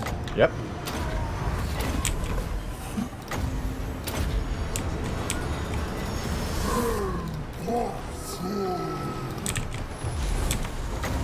Goodbye, fat man on a palantir. I'm not dead yet, you scrub.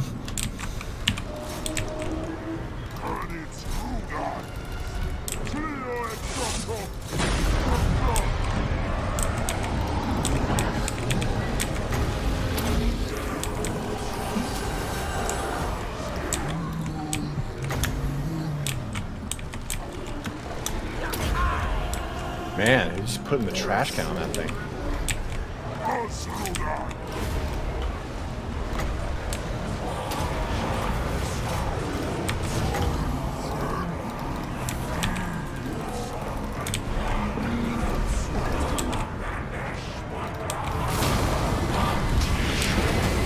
Yeah, get away from me.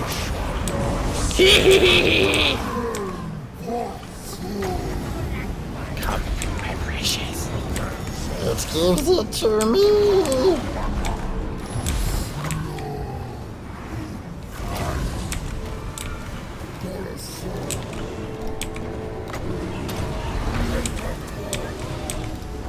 Man, that necro thing just didn't stand a chance against that guy. Oh no, Toad Lord. Oh! Avenge him! Oh!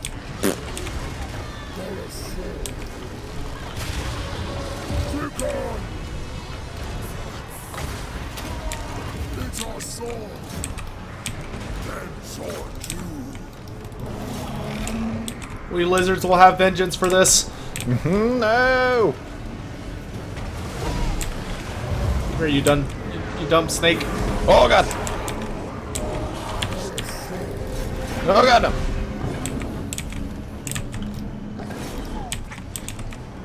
Lasers, change of plans.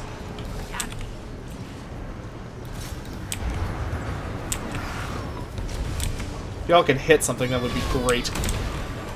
Oh damn, it's so close. Goodbye, Kalita. Ah! You will not be missed.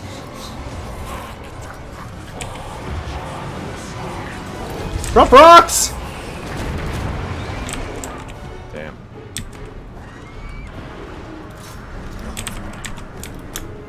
Kill the scary, kill the scary scorpion. Ah! No, my scorp! Bring it down! Bring it down!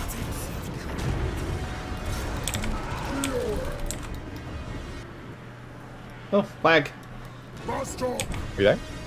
Yeah, Oh, okay. Just the game just some- like a. yeah, just some wonderful lag there for a second. Yeah. Normally I wouldn't say this, but since I'm a nice opponent and all, you do kind of have a big old unit of Tomb Guard you got hanging out in the back. Do I? Oh yeah. I was like, man, where did the other Tomb Guard go? They're like looking across the land for him.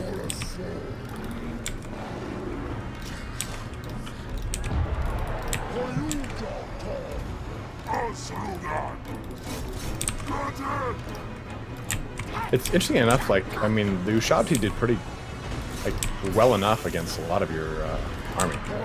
Oh yeah, they certainly pulled their weight. They always do.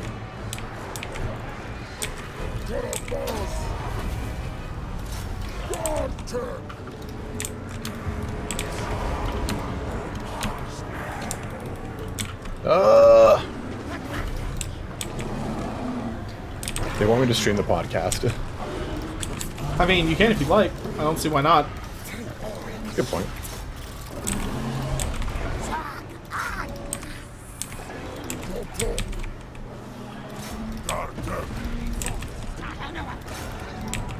Mirror dinosaur. No! Scarvet guy that I didn't name. Not even summoning up. It's weird. Like I pressed do shop tea, but the do shop tea didn't even spawn. Did it bug? It sometimes does that. That's a terrible bug. I'm actually having a problem right now where I'm trying to click stuff and give out orders, and none of my guys, very few of my guys are responding. I was wondering why you're just like kind of like watching me. I'm like, that's interesting. Like, I'm able to control some of my units, but not all of them.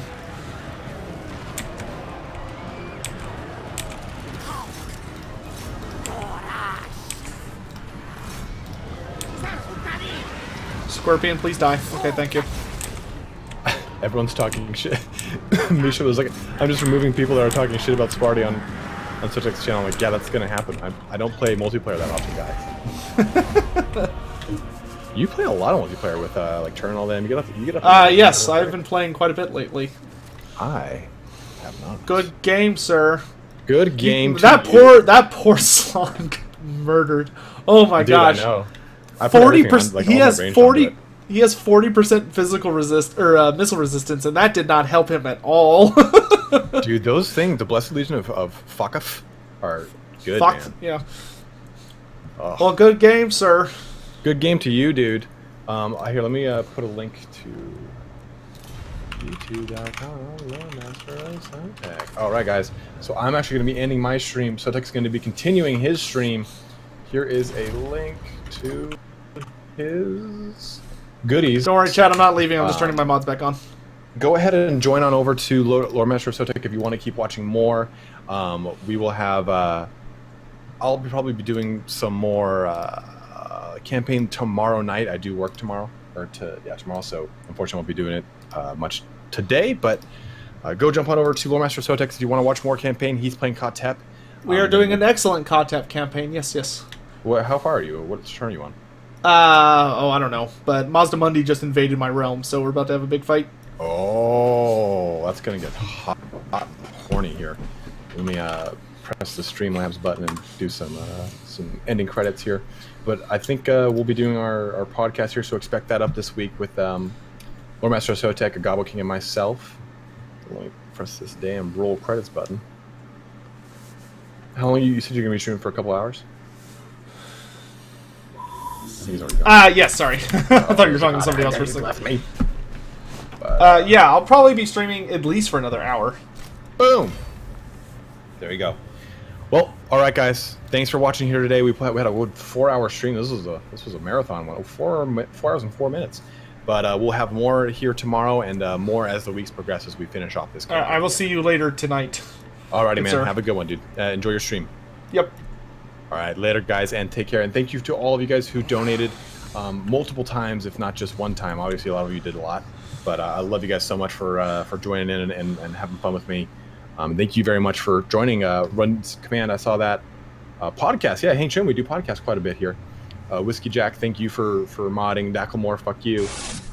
Misha, thank you very much for modding as always. Thai Lumpkin, I know he's not here right now, but thank you for watching us. Dovplay just wants me to play multiplayer so that when I lose, he feels better about how much he loses. But that's just him as always. But thanks for watching here today, guys. Have a good one. We'll do some more campaign later in the week here. But have a good one. Take care.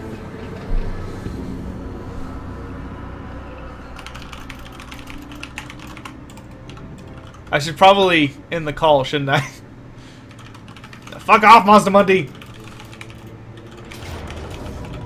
Oh, jeez.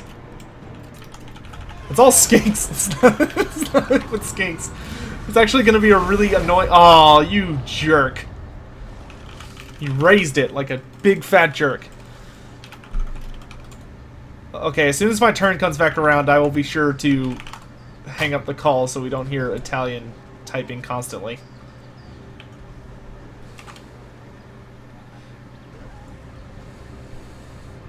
Here, I'll just... I don't suppose you'd be willing to hang up the call, would you? Why? Because I can hear you typing. Do you need me to hang up the call? Like, I mean... I was going to tap... I'll do it. Fine, I'll do it. Fine, you don't like me. Okay, Fine. I get it. Get out! Alright. We want to upgrade Pride and Service for... More like Italian Farticus. That's not nice. Oh wait, Dacklemore said that. Shut up, Dacklemore. Nobody likes you.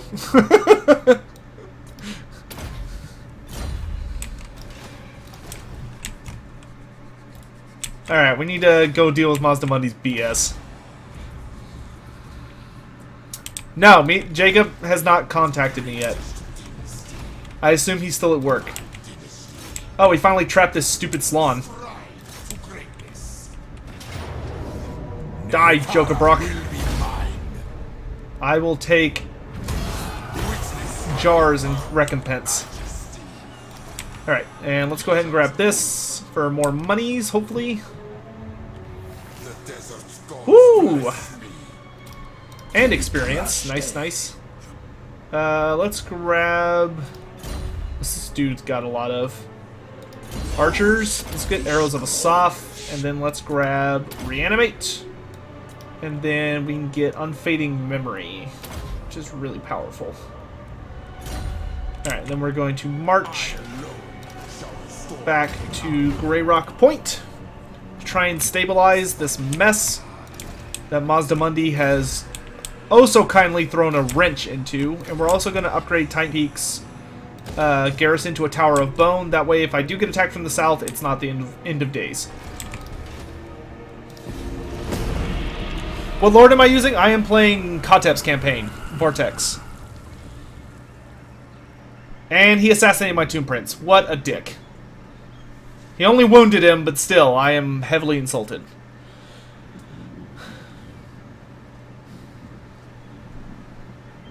Everyone's allowed to tell Dacklemore to shut up. It's great. It's fine. It's a glorious pastime.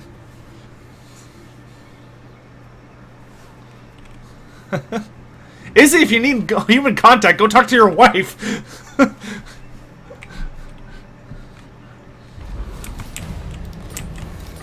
Also tell her I said hello. It's been a while. Alright, so Mazdamundi is a big fat jerk. Can we reach him? I think we can. Alright, let's go punch his face in for destroying one of our settlements. Yeah, you're in for it now, big man. Also, hello to anyone that's come over from Italian's stream. I'm playing on hard, for anyone that's wondering. I'm also playing with ooh, she's watching Jerry Seinfeld. I'm so sorry. No wonder you don't want to talk to her.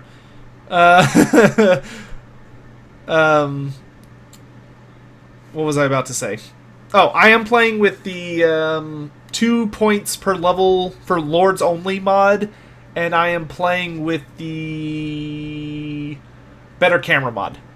Those are the only mods I had turned on, so this is almost vanilla.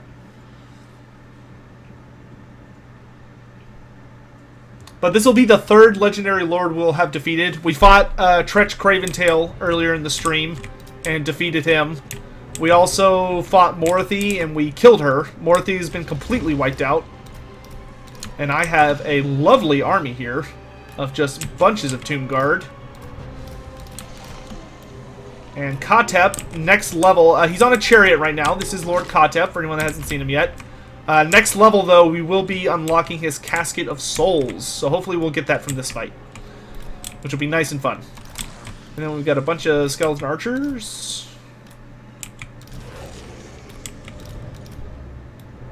And we'll put the Legion of Focht in the center, actually. Anyway, you've got our first unit of Ushabti at long last. We've been waiting forever to get these guys. And they hold still statues with all that magical energy. And they've got the different gods' heads. You've got the crocodile heads, the bird head. There's also the jackal head. Those are the 3 variants there. And we've got our own Casket of Souls, of course, which I'm going to put right up here on this mound. So this is what...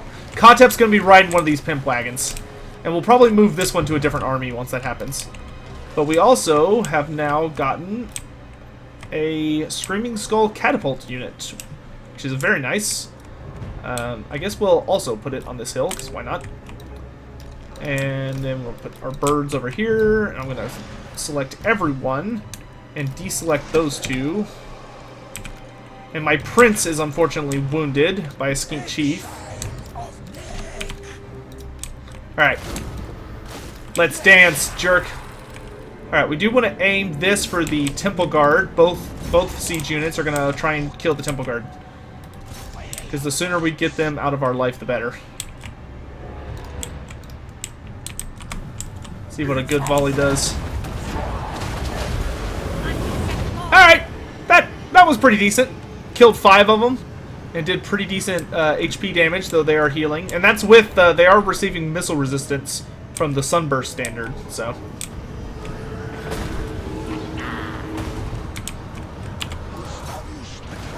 Alright, so in comes the charge. Katep, we are going to kind of hold back a bit. We are going to try and focus our archers on units that have shooting attacks. That way, they are not as inclined to run away.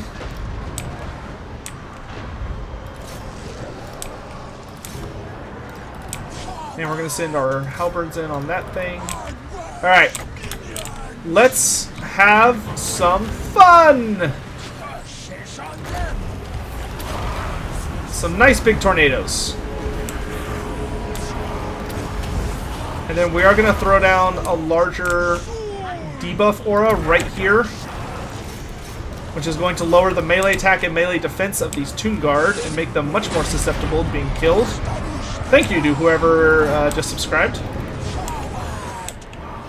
What mods do I have on? I have on the 2 skill points per level mod, and for lords only. And I also have on the greater camera mod. That's it. Alright, we're attacking Mazdamundi, so hopefully we'll kill him nice and quick. And we're just going to be spamming magic to just do damage and debuffs where we can. Pop our guard stance. And continue laying into these skinks. Things are going fairly well. We're going to bring in the Carrion to attack Mazdamundi, as well as the Ushabti. Our Tomb Guard and Skeleton Spearmen are trading really nicely. Alright, we've got another Skull Storm, or another Sandstorm up, so we're going to pop it right here. Beautiful. And it didn't go towards my own troops, even better. Okay, we're going to swing the Carrion over and drop bombs. And then we're going to swoop in on Mazdamundi. They have fire and magical damage, so they can hurt him pretty nicely.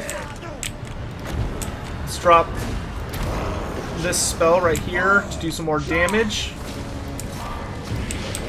And let's go ahead and focus all of our archers on Mazdamundi, who, despite Katep wailing on him, has taken virtually no damage. Alright, let's pull our Ushabti back. The Temple Guard are almost dead. That's great. I'm going to ride Katep after some of these other units. We don't want to kill Mazdamundi, but we do need to break him. Because if we kill him, his army is going to keep running, which is not at all what we want. Alright, we have broken most of this Legion. Tomb Guard are chasing out the Bastillodon with Solar Engine. We've got a little bit of a resistance here, but I've almost got another Storm up, which will ought to do it. I'm going to ride back this way. Go ahead and give our archers new commands to go after the various skink units. And we're going to ride right... let's put it right there. That ought to do it. Beautiful. And you see Katep's got a nice, healthy, about 143 kills, which is just fantastic. And there's the mass break. Yes, my Hyro Titan died stupidly early. The Dark Elves managed to kill it. I misplayed early on. It was bad. Oh, I'm getting really hungry. I'm hoping dinner's almost ready. I need to check on my housemates.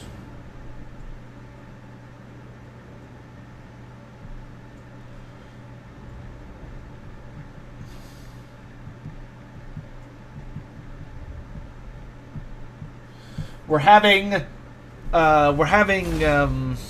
do you call them? Yeah, let's find their souls and heal up a bunch. And Mazda is defeated. Oh, we got the Book of Assure! Yes! Such a good item. Spawn Killer. Oh, this used to be like lizard, or like killer lizard something. I'm glad they changed the Spawn Killer, that sounds better. It would seem that the Lizard King can't always do everything. Winning, for instance. Plus to our aura. Alright, and now we're going to ride over to Sulfuritz to reclaim it. Let's grab the Charnel Plaza, because the thing about this is not only does it give us more gold, but it increases our movement whenever we're running through this area. And in a Kotep campaign, you're going to spend most of your time running through the Ashen Coast and the Iron Peaks. So you really want these areas ready to defend. Alright, so the Lizardmen have been pushed out. Hopefully we can get peace with somebody. I wonder if I can get peace with Treach. Chieftain of the address me as Lord Treach the Very Brave. Then we talk titter. Nope. Alright, well, fuck him then. Pardon my French. Alright, things are going okay. Not great, but okay. Alright, dinner's in 20 minutes, okay. Oh, I'll show you the Craven Tail trait in just a moment. Also, hello, everyone! If you have any lore questions, feel free to ask them. No, Sotek, the Serpent God, came into existence in the year 0. Is when he first arrived. Is when he made his was birthed, essentially. Year 100 is when he came into the physical plane. At the end of the war between the Skaven and the Lizardmen.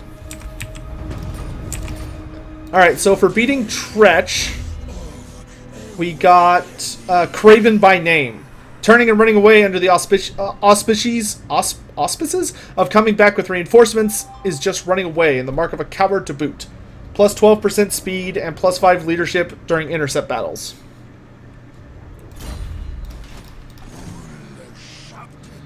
Alright, so we're going to go reclaim Sulfuritz here, which belongs to me!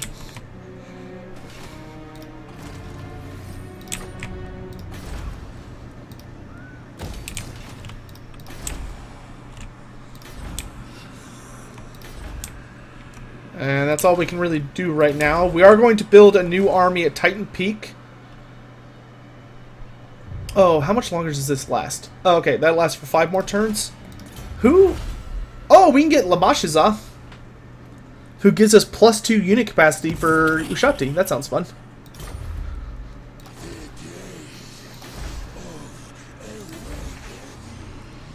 Alright, we're going to actually leave this guy in Grey Rock Point for a little bit, just because the Lizardmen are very fond of attacking it.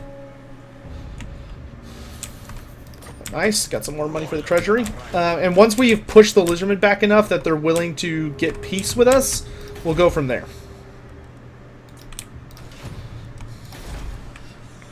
Have I read any Age of Sigmar books? Yes, I've read quite a few Age of Sigmar books. I've read almost the entirety of the Realmgate Wars, and I have read a number of the army books, or battle tomes.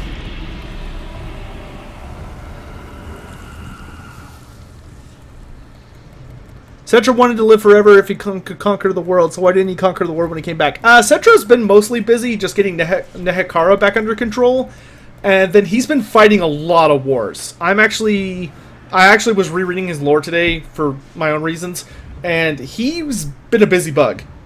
He just hasn't been able to expand outwards that much. Is there any hint of what happened to the old ones after they abandoned the world, or a reason why they didn't come back? It's not really known. Some believe that they were destroyed when the polar gates erupted, and that's why we haven't seen them ever again, is because they died. Some, like the Lizardmen, believe that they left because they had to, and that eventually one day they will return when the time is right. It's kind of a toss-up, though, about what actually happened to them. It's not known. Lamashiza, the 4th Dynasty, starting off at level 6. Why, you may ask? Because we got the Lizard Sacrifice event, which gives plus 5 to our Lord Recruitment rank. Worthy shall Give me jars. And let's grab Sand Sweeper, Attend Me, Lightning Strike, and then let's do All Is Mine. Alright. Now, the good news is I can actually drop some more stuff from this army, like the Flock of Joff. And I'm going to give my Casket of Souls to Lamashizah. Because I want more Shopti in this army.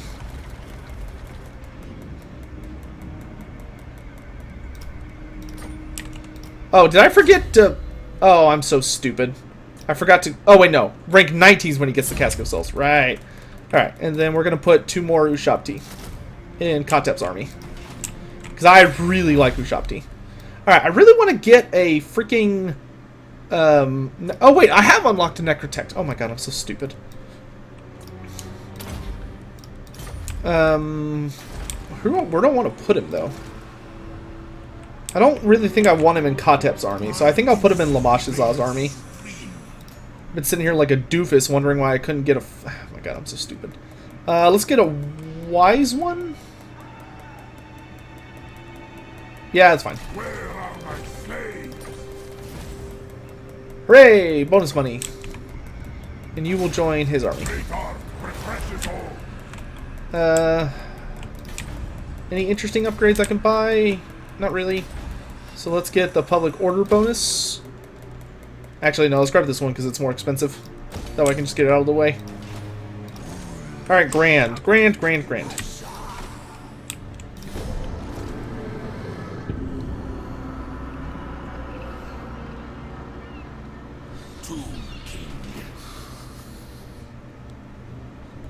Yes, Honir, I will show you where all the Tomb Kings start. Colton Batter, have a great day, man. I'll be streaming much later tonight, so hopefully you come back. Sotek is is the Necrosphinx and the Cimmerian War Sphinx related in any way? The only way they're related is that they were both carved and made as like statues to guard the souls of the dead. But so they were made by the same kind of guys. But once they were animated during the first war against Nagash by the living Nehekarans, they served completely different functions and they were animated by completely different means. What is a good revenue for the Tomb King, and is there anything in the Southern Pole? The way to make money as the Tomb Kings is to spam build this building, which is the Avenue of Monuments, which it only gives you 150 gold a turn, but it's the only gold making build they have, and then trade. Because the Tomb Kings for the Mortuary Cult are so dependent upon getting access to all the different trade resources to unlock like your different items, when you trade with other factions, the more of those materials you get, the more money you make from trade.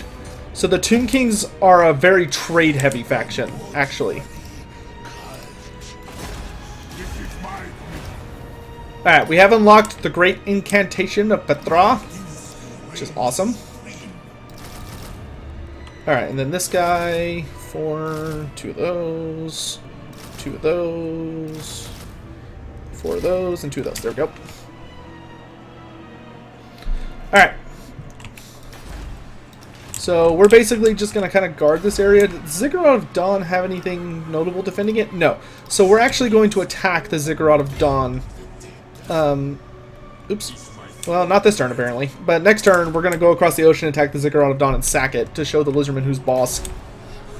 Because Mazdamati attacked me, and I'm not going to stand for that. If he wants to go to war, he's going to get one. That being said, next turn, once we have Kotep's army, we're going to go do his quest battle, finally. Which I'm sure a lot of people are eager for. Oh, wait, no, maybe not next turn. We have to get our Tomb Prince back. Where is he? Oh, he is back. Okay, get over here. Goofy. Is there anything in the Southern Pole? Yes, the Southern Pole is like ours in that it's a big ice sheet, but it's inhabited mostly by demons because the realm of... It's basically a Southern Chaos Waste. There are types of beastmen there, and in Archaon's personal novels, which are not 100% lore accurate, but they did investigate the Southern Pole, and it was inhabited by these things called beastkin, or I think they're called beastkin, not demonkin, if I remember right. But they're a hybrid of demons and beastmen. They're really messed up. Weren't the Tomb Kings afraid of the Tomb Kings are afraid of the Necrosphinx now. Like, they are afraid of them because they don't know what possesses them. They're, like, animated by the gods of the Tomb Kings almost to an extent that the Tomb Kings don't really understand what they're thinking and what their actual goal is. They just sort of appear. So the Tomb Kings find them very spooky. Alright, let's go get the Lich Staff. So for this quest, we're going to be fighting a lot of beastmen. So here's a quest battle for those of you who watch and like stories. Let's do it. Kontep and his retinue enter the pitch dark tomb, and in a stroke the terrible truth is revealed. Before his army stretches a ravening horde of beastmen ready to charge, and at their backs the priests of Nagash. Treachery, the trail of breadcrumbs, the false litany, the lure of redemption, all an elaborate deception fiendishly wrought to tantalize him, to draw him to this place and to his destruction. As the pieces fall into place in Kontep's mind, his outrage is consumed in the white heat of fury. The foul apostates will pay with their souls, as will their beastkin thralls.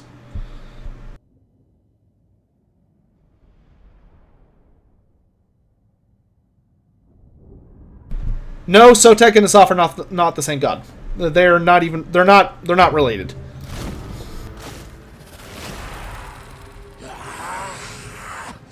The followers of Nagash have woven a web of deceit designed to entrap me, like a doomed scorpion waiting under the sands for prey. But I am no quarry. Let these bestial fleshlings come. They will witness sand and stone. They shall see the true might of the mortuary cult. The true masters of undeath. The liches of Hemry. Alright, we'll fight this quest battle and then I'll deal with this fucking Asaf and Sotek question that's everyone's foaming at the mouth over.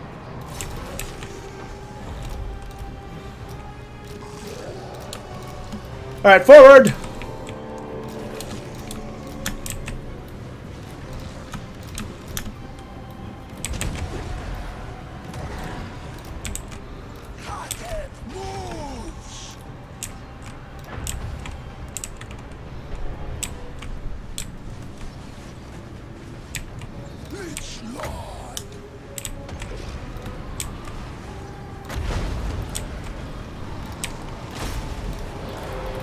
Okay, we'll just do this the old-fashioned way.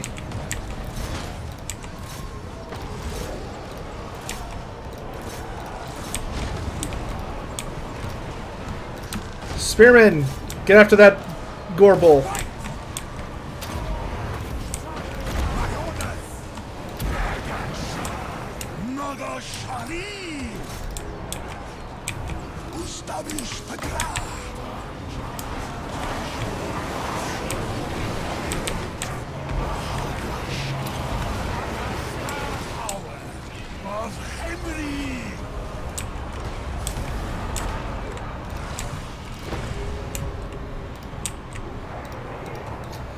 There's this annoying bug right now where this ability and this ability can't be selected unless you get, like, right in the exact position.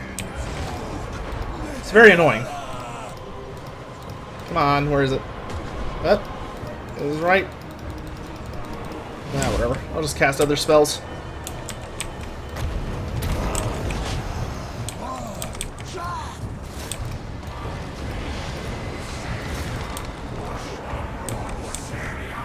Anything interesting over there? No, not really. Well, there's a Beast Lord, I guess. Archers! Reposition.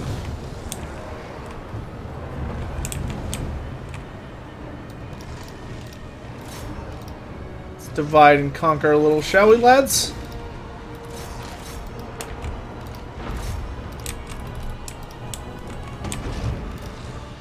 Catapult, change target. You stay on him. The rest of you spread out. I'm ready. Ustavish Patra. Incantation complete. Positions, everyone! Positions!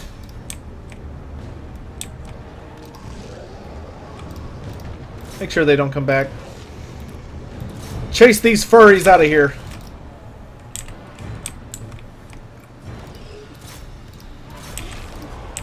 Forward!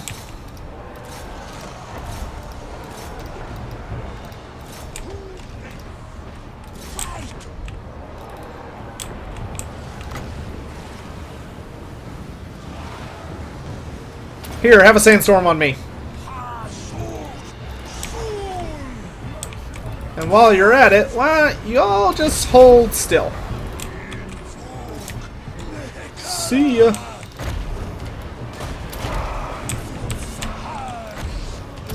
Put on some buffs and debuffs over there. What is that? Looks like, ooh, nasty stuff. Catapult! Ah, keep going through the wall. Archers! And spearmen.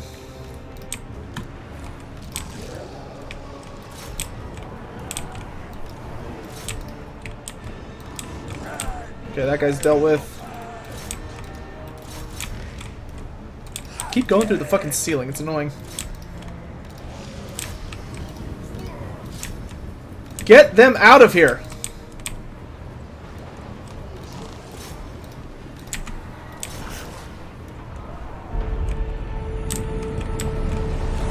Ah, Atticus, thank you for the donation, good sir. Appreciate it.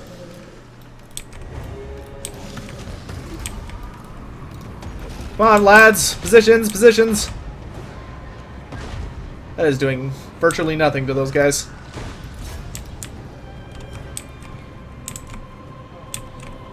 Archers! The Minotaurs. Ushabti, the Centaurs. The rest of you goofs, Gore Herd.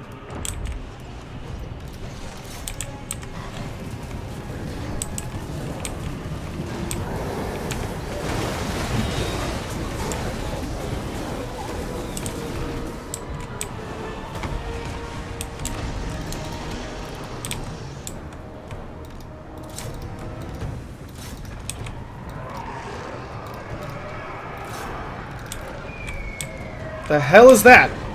Oh, it's a mana core. Well, he won't last long. Spearman, cut off those Gore Herd.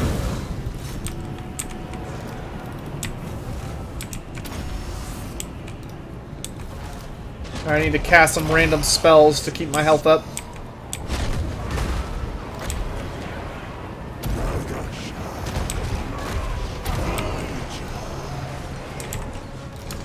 Archers, shoot the mana core.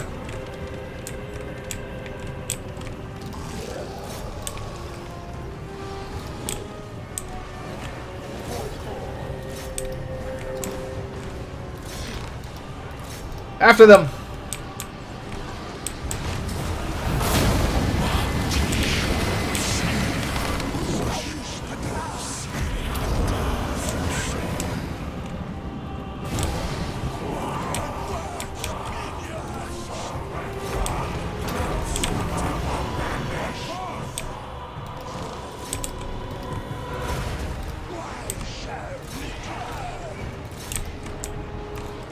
Let's ride! Oh, no you don't.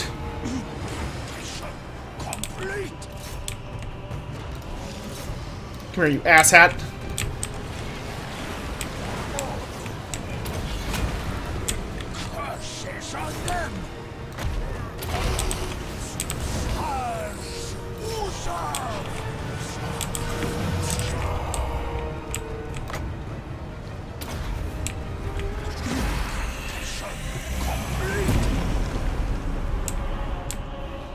Alright, it's over.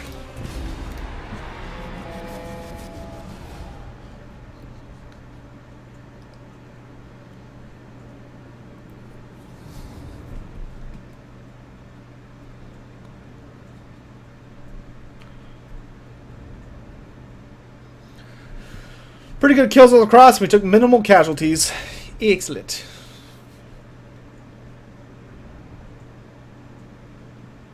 Dov, I don't know if they'll ever fix that bug.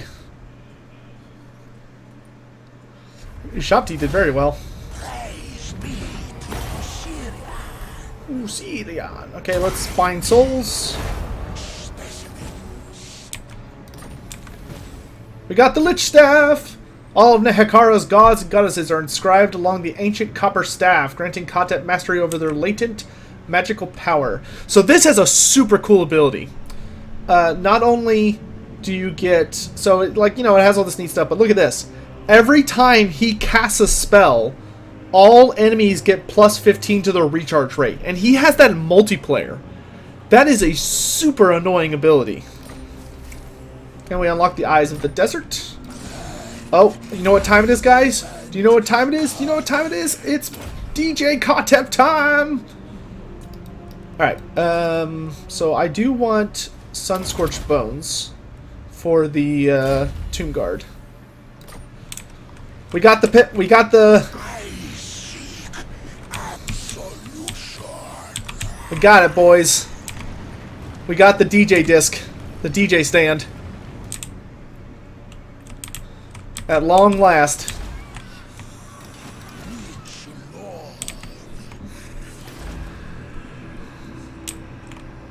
I really don't need that.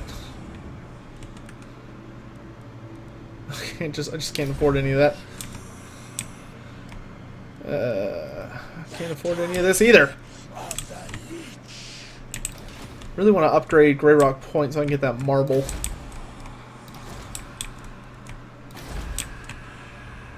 Alright. Progress has been made.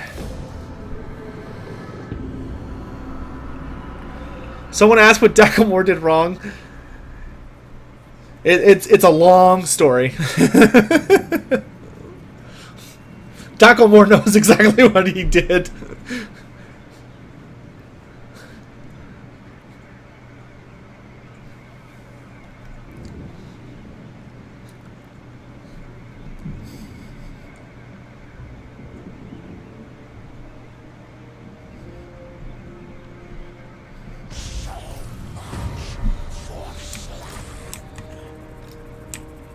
Alright.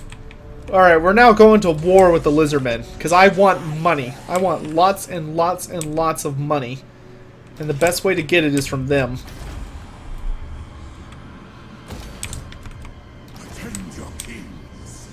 Okay, King Lamasiza is coming along well. We got a level 9 priest here, which is awesome.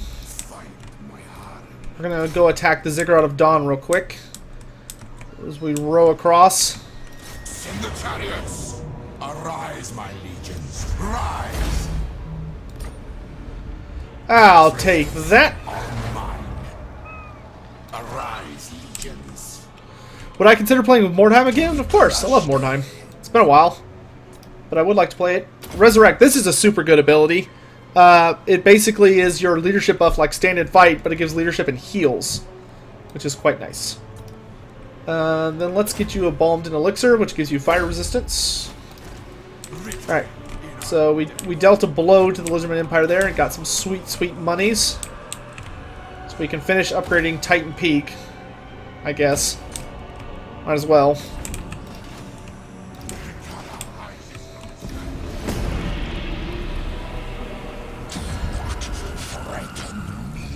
Do I sack before conquering? Yes. Are you going to beg for peace? No, you have to... No. Yeah, I'll give... you know what? We're not going to let him have peace because Hexadal has a Book of Nagash and I want it. I want that book! Do I sack before conquering? Normally, yes, but that's not what I'm doing right now. I'm sacking for the sake of sacking.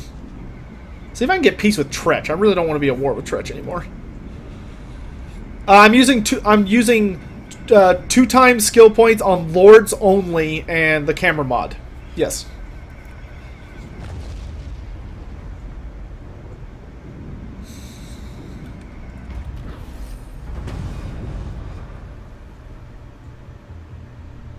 I need to message that guy back in a bit. To the Fallen Gates! The Fallen Gates I will capture, though, because it has spices, and I want spices. My liches are ready. Good, good. Okay, let's get exotic. The Taxidermist Tomb.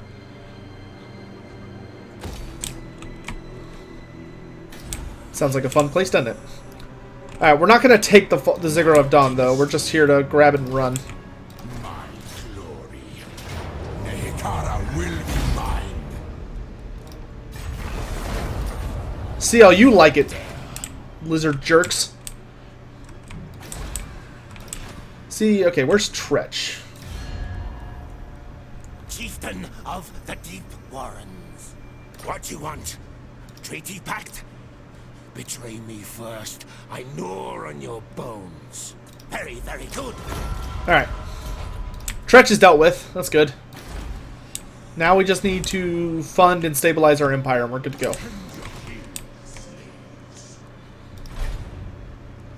Okay. How are we doing on canopic jars? Pretty decent. What am I researching? Oh, the Second Dynasty? Okay. Let's see. I could get some more interesting stuff. I think I'm good for the moment.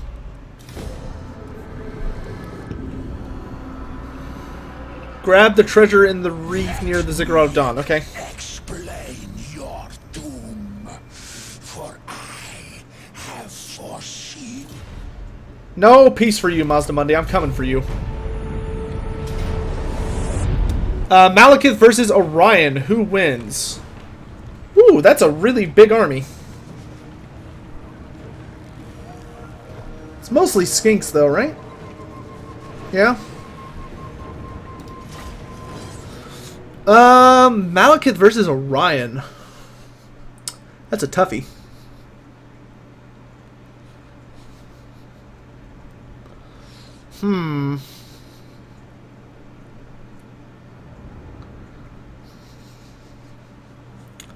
I think at the end of the day, I would give it to I'd give it to Malekith, I think. It'd be really close, though. Malekith has magic, which is a big deal. Orion would be really scary, though. Because Malekith's one notable weakness is that he doesn't have the best defense against magical weapons. But normally it's not a big deal because with Destroyer he can just break them in a close combat fight if he's skilled enough to outdo his opponent. But Orion can throw his weapon. That's the problem. and Orion also has a super bow. Oh, the Asaf Sotek question. So here's the thing. Asaf is a very specific god. Asaf is a goddess, first of all. It's a female represented god. And Asaf was around a really long time. Asaf has been around for thousands of years before Sotek was even like, a twinkle in the sky. So for them to be the same entity is very unlikely for a myriad of reasons. One is that the gods of Nehekara, the desert gods, from my research and beliefs, are what the Tomb Kings remember of the old ones. And basically their beliefs created these new gods who are who are basically man's interpretation of the old ones. Asaf likely represents one of the old ones. There's many different ones that she could have been pulled from. But that being said, Asaf, there are one or two old ones that are noted as being female, which Asaf likely might have been one of them. In any event, though, Sotek came around, in the year 0, and in the year 100 is when he physically manifested. And Sotek is a genderless / male deity. He's probably genderless, but lizardmen have weird stuff. Lizardmen don't have a concept of gender, so it's likely he's genderless. We just refer to him as he just for the sake of easiness.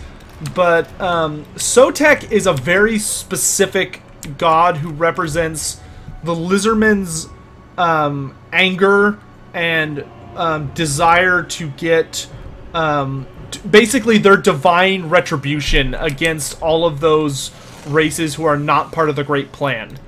So, Skaven, demons, warriors of chaos, beastmen, greenskins. Like, those are the races he specifically focuses on. Asaf is the goddess of vengeance, magic, serpents, and a bunch of other crazy nonsense. She's a very busy god. They definitely have similarities, mind you, in that they're both snake gods, but that's kind of where their equivalency ends. You know, Sotek tends to be much more about blood and sacrifice and close combat than Asaf, who tends to be much more about range and magic and all sorts of other nasty things. They're not really the same god by any means. They're very different. Oh, put on the strobe lights. It's DJ Kotep on his badass Casket of Souls, dropping them souls like hot fire. Alright, the Lizardmen are going to come to us, because I've got all kinds of nasty shit for them.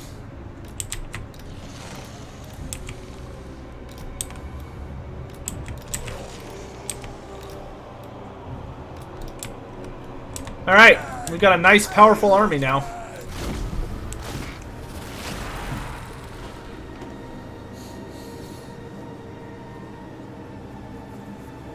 No, all of the races that are born of chaos, which are Skaven, Beastmen, Chaos Dwarves, yada yada yada, they were all not part of the Great Plan. They were not intended to happen. They happened in spite of the Great Plan. I will say, having a legendary lord who basically uses an artillery piece is fucking awesome. I really wish the dwarf engineers could have artillery pieces as a mount. That's not who I told you to shoot.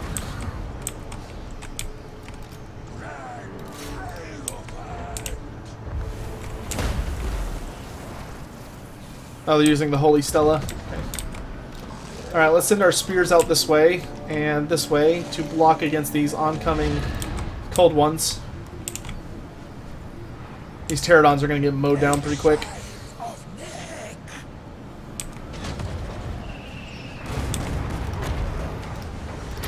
Gonna go ahead and pop this spell on him to get rid of him. I can actually Tormentor Sword them, I think, to keep them on the ground, so that we can just completely eradicate them.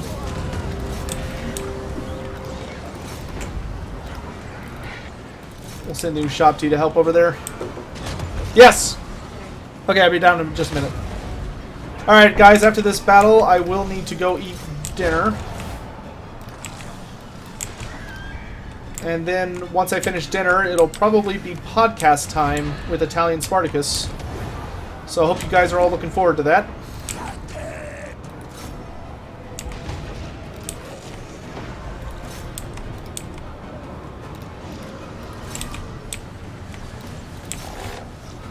Alright, it's time to send in our troops. A little more aggressively.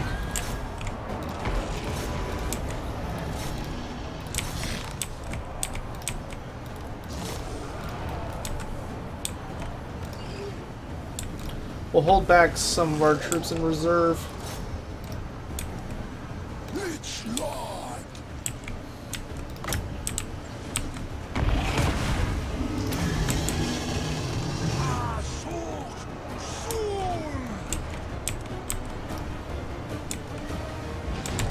Where's my prince? There he is. Go kill this Scarvet for me. Well, that killed those Chameleon Skinks pretty nicely.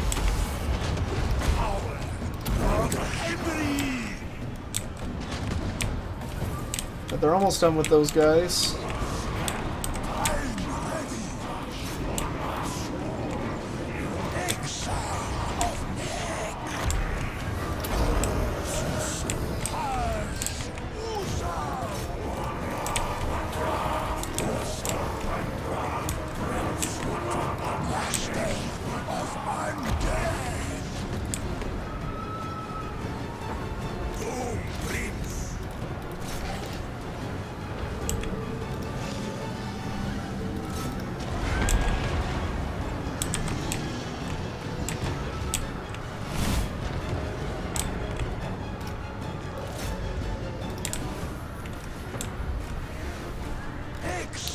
Doop, doop, doop, doop.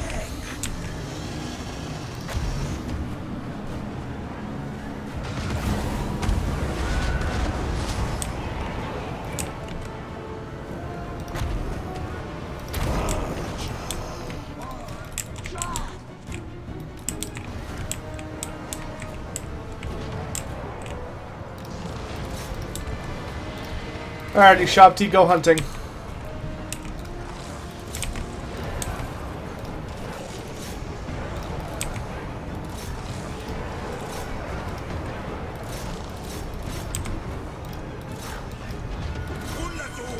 Get going, all of you. Time to mow these lizards down.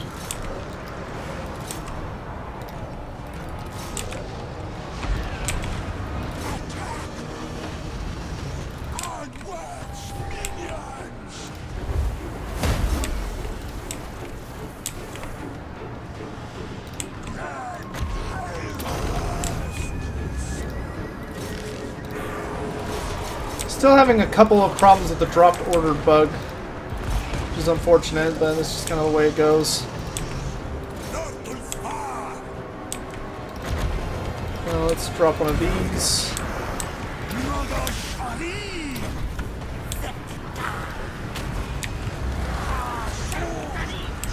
Nice big tornado there.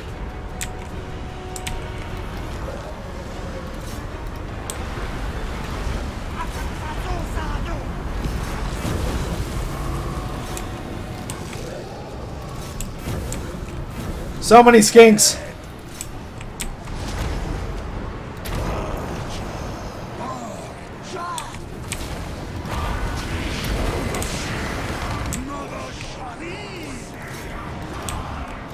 So many skinks. Oh my god. They're not hard to fight, they're just annoying.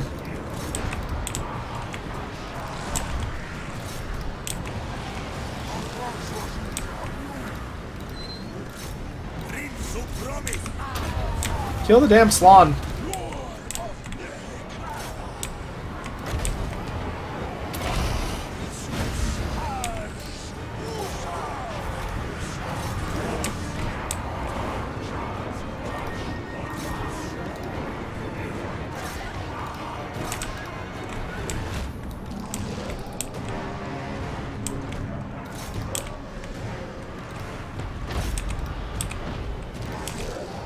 Keep up the pressure, guys. Keep up the pressure.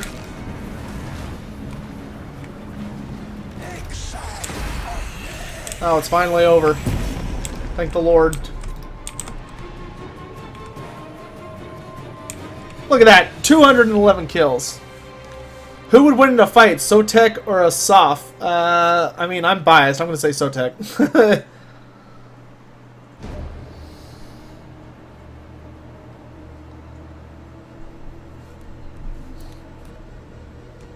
Oh, whoops, I didn't mean to kill the Slan. Oh well. That means they're going to put an Obla in charge of the army. He's probably going to be more dangerous. Will I be answering questions on the podcast? Presumably, yes.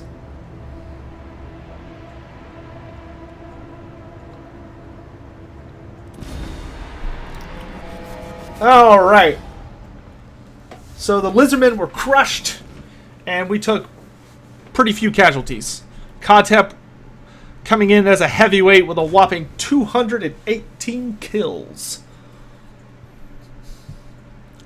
With those mad, sick beats.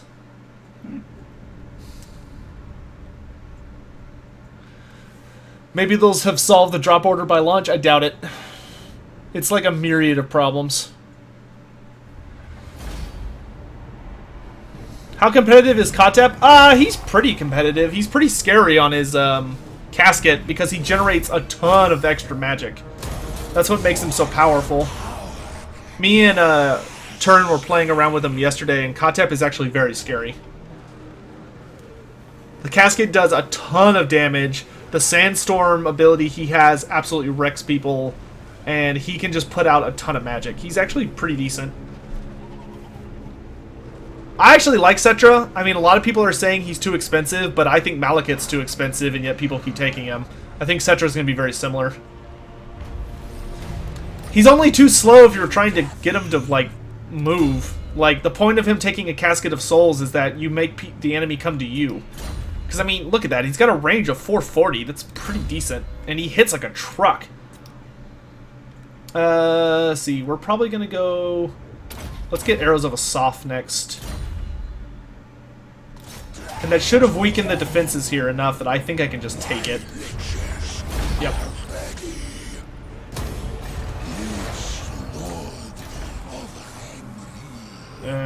Let's get rid of that, because all I want from here is the spices. Desperate times. Chariot for my... I don't really want the chariot on my Tomb Prince. Let's get over my dead body. Oh yeah, you got a good point. The Tomb Prince would be better with the Tormentor Sword. Because Katep presumably should not be fighting that much. We'll give him the Berserker Sword just so he has something. Alright, ladies and gents, I think that's going to do it for now. I'm going to do some last minute checking around my empire just to see what I need to buy.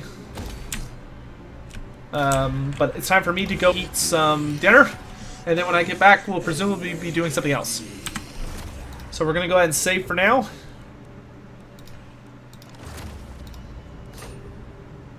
And you all have a great day. I will be back. Soon. So until then, take care of yourselves. I don't know where we'll be streaming. I'm sure I would keep an eye on Italian's channel. That's probably where we're going to announce it. So see you guys then. Bye-bye. Where's my button? There's my